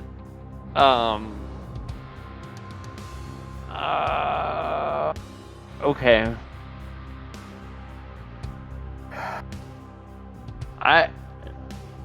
You still have vote- the guy next to you. Yeah, I can miss you several ways. I vote that we run away and run to back to the bucket. Cause we are down. You want to get out of like the whole yawning portal? I have one first level spell slot left and second level spell slot left. I can't recover without a long rest. I can't put my shield on. Like, I don't know what you want me to do, but like, we have no party. You know, and you know, yes, I can kill the person next to me, but like, that does not solve our long-term problem. It doesn't. I mean, I'm not wrong. The predicament that two killer hobos are in. I mean, I'm bred for one job. The problem Look, in this world could be I solved did not with start. just killing. I did not start any of this. Okay, no, you started this one. You stabbed the golem in the head. What are you talking about? You're the one that said, fuck this, let's kill him. You're the one that did that. Nah. Not Wes. Wes didn't say, fuck this, let's kill them. You're the one that said, fuck this. Like, Jason, you're the one literally who said, fuck this, let's kill them. That was in the other room. Yeah. No, that was in this room. Yeah. No, you were right. It was in the other room. I was right. putting my dagger away, Oh my and you went. Wolverine. Oh my god. Me too. So I'm. The rogue assassin. I am like going the rogue. to kill y'all in this dungeon. Like, y'all's The characters rogue will assassin never will make get it to to the put end his- of this game. I will kill you, I promise. I'm I'm going to kill y'all and enjoy it. I'm going to. The I'm one going person- to. I'm going to Misty Step to here, and then I'm going to use my God, I hate running down the fucking hallway. The one I person hate y'all's who- characters so much. The one person who you thought would just assassinate everybody was getting ready to put his dagger away. I Or know. her dagger away. I know, and that's what's so funny. And then the cleric was the one that had the problem. Like the chaotic, no, the neutral good characters, like, fuck it, let's fucking butcher these pigs.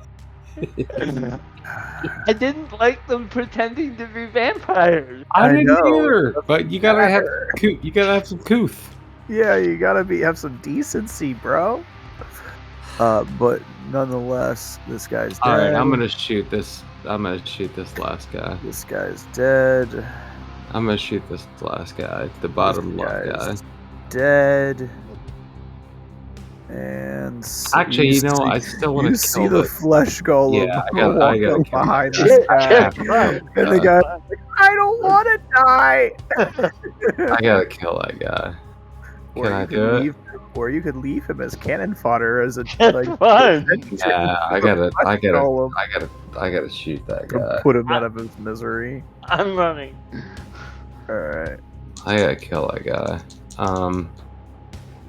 Steady aim, so I get advantage.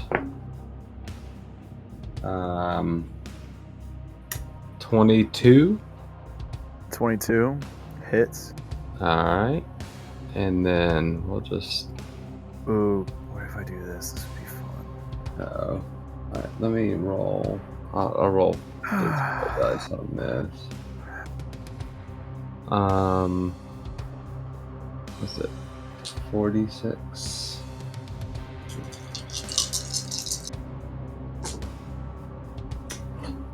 Ew. That's ugly.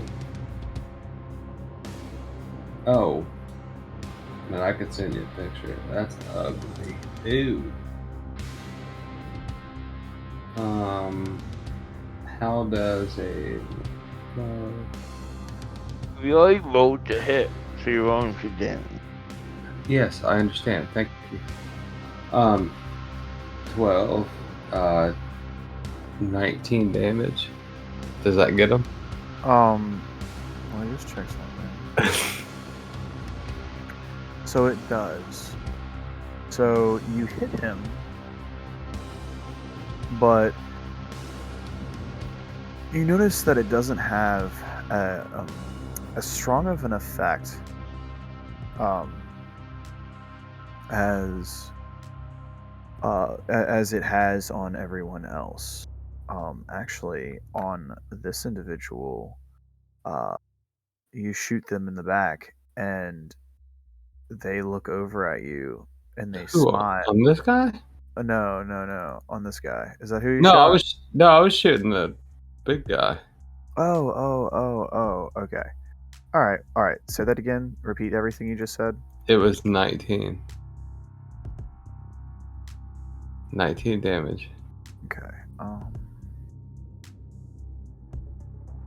Okay. There we go. I got a goal. I got a goal now.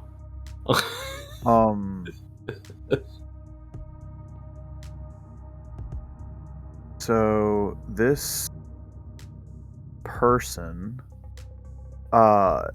you see them look over at this golem, right? Mm-hmm. And they look around and they see that everybody's dead, and they smile. And when they smile, Misty, roll me a perception check. All right, let's see.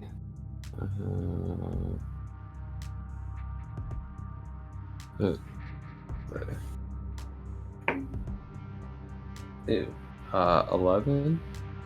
11. You notice that they actually have natural fangs. Oh, okay.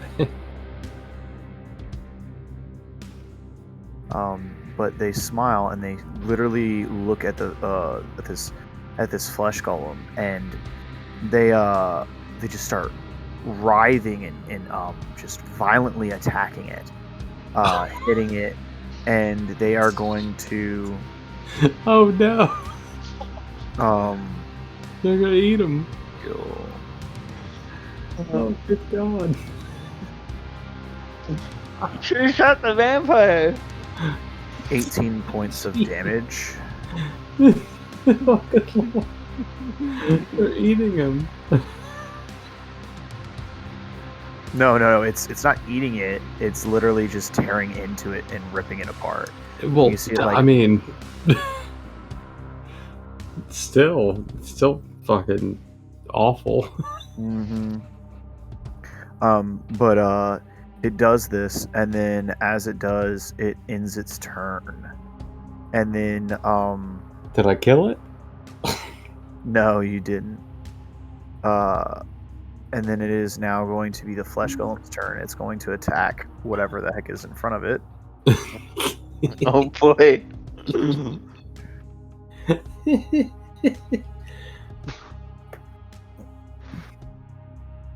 All right. Let's see here. You're an awful person. Who? You. Why am I awful?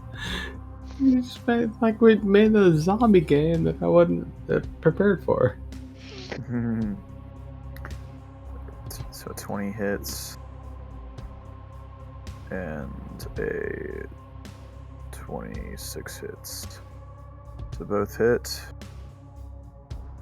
2d8.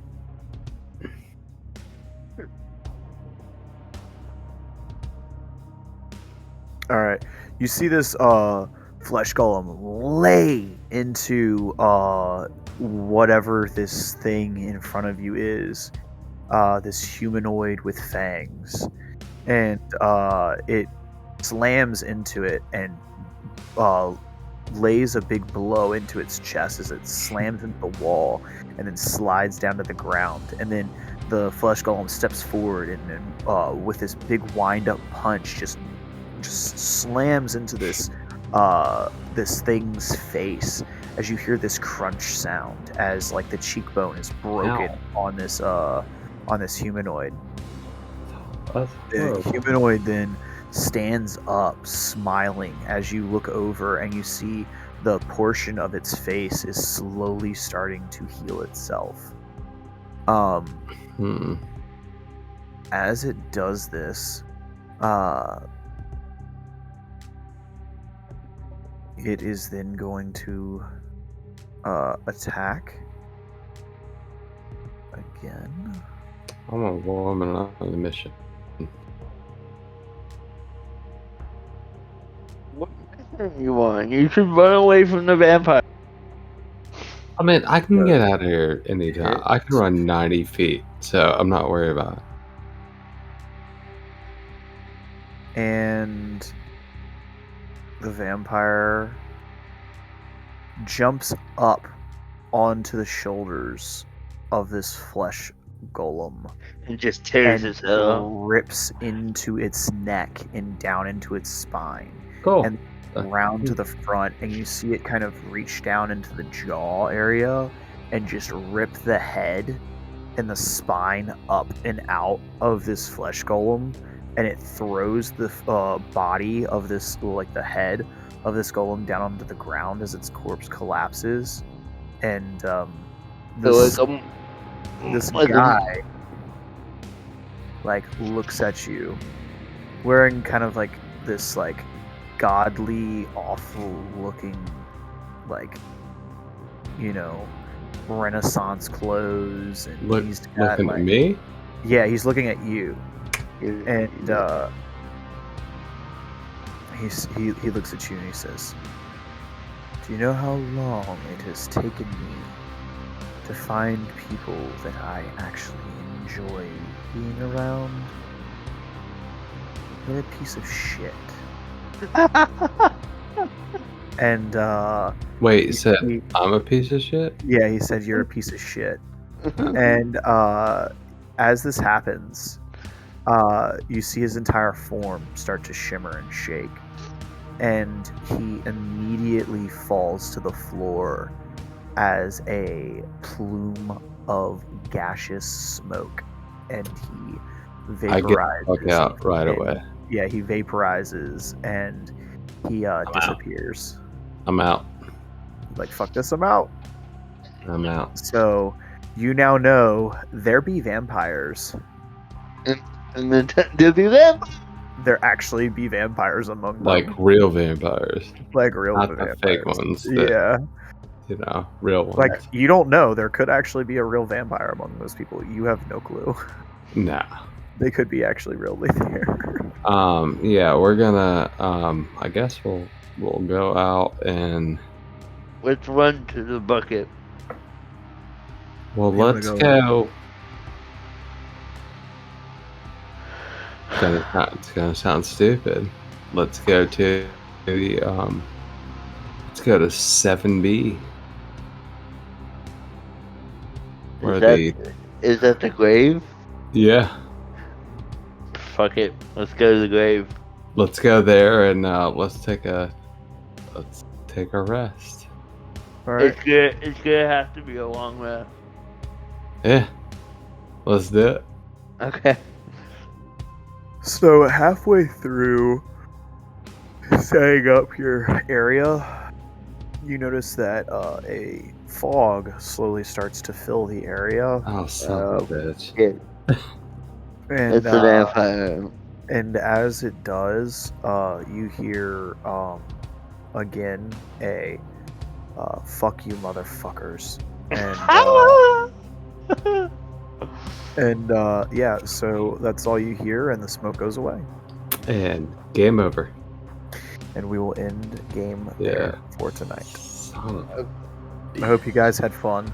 So are we taking a long rest? Well, you don't Yeah. know. Yeah, you can take a long rest. Okay, thank God. Well, maybe. Well, that's So what that's I'm asking. Because if we get to take a long rest, I get to switch my spell with. No, I understand why you want to take a long rest. Like, I don't need it. I just like no one. Like, I understand why you're doing it, but we don't know. That's why I wanted to run to the bucket. You're the one that suggested here. But I'm down.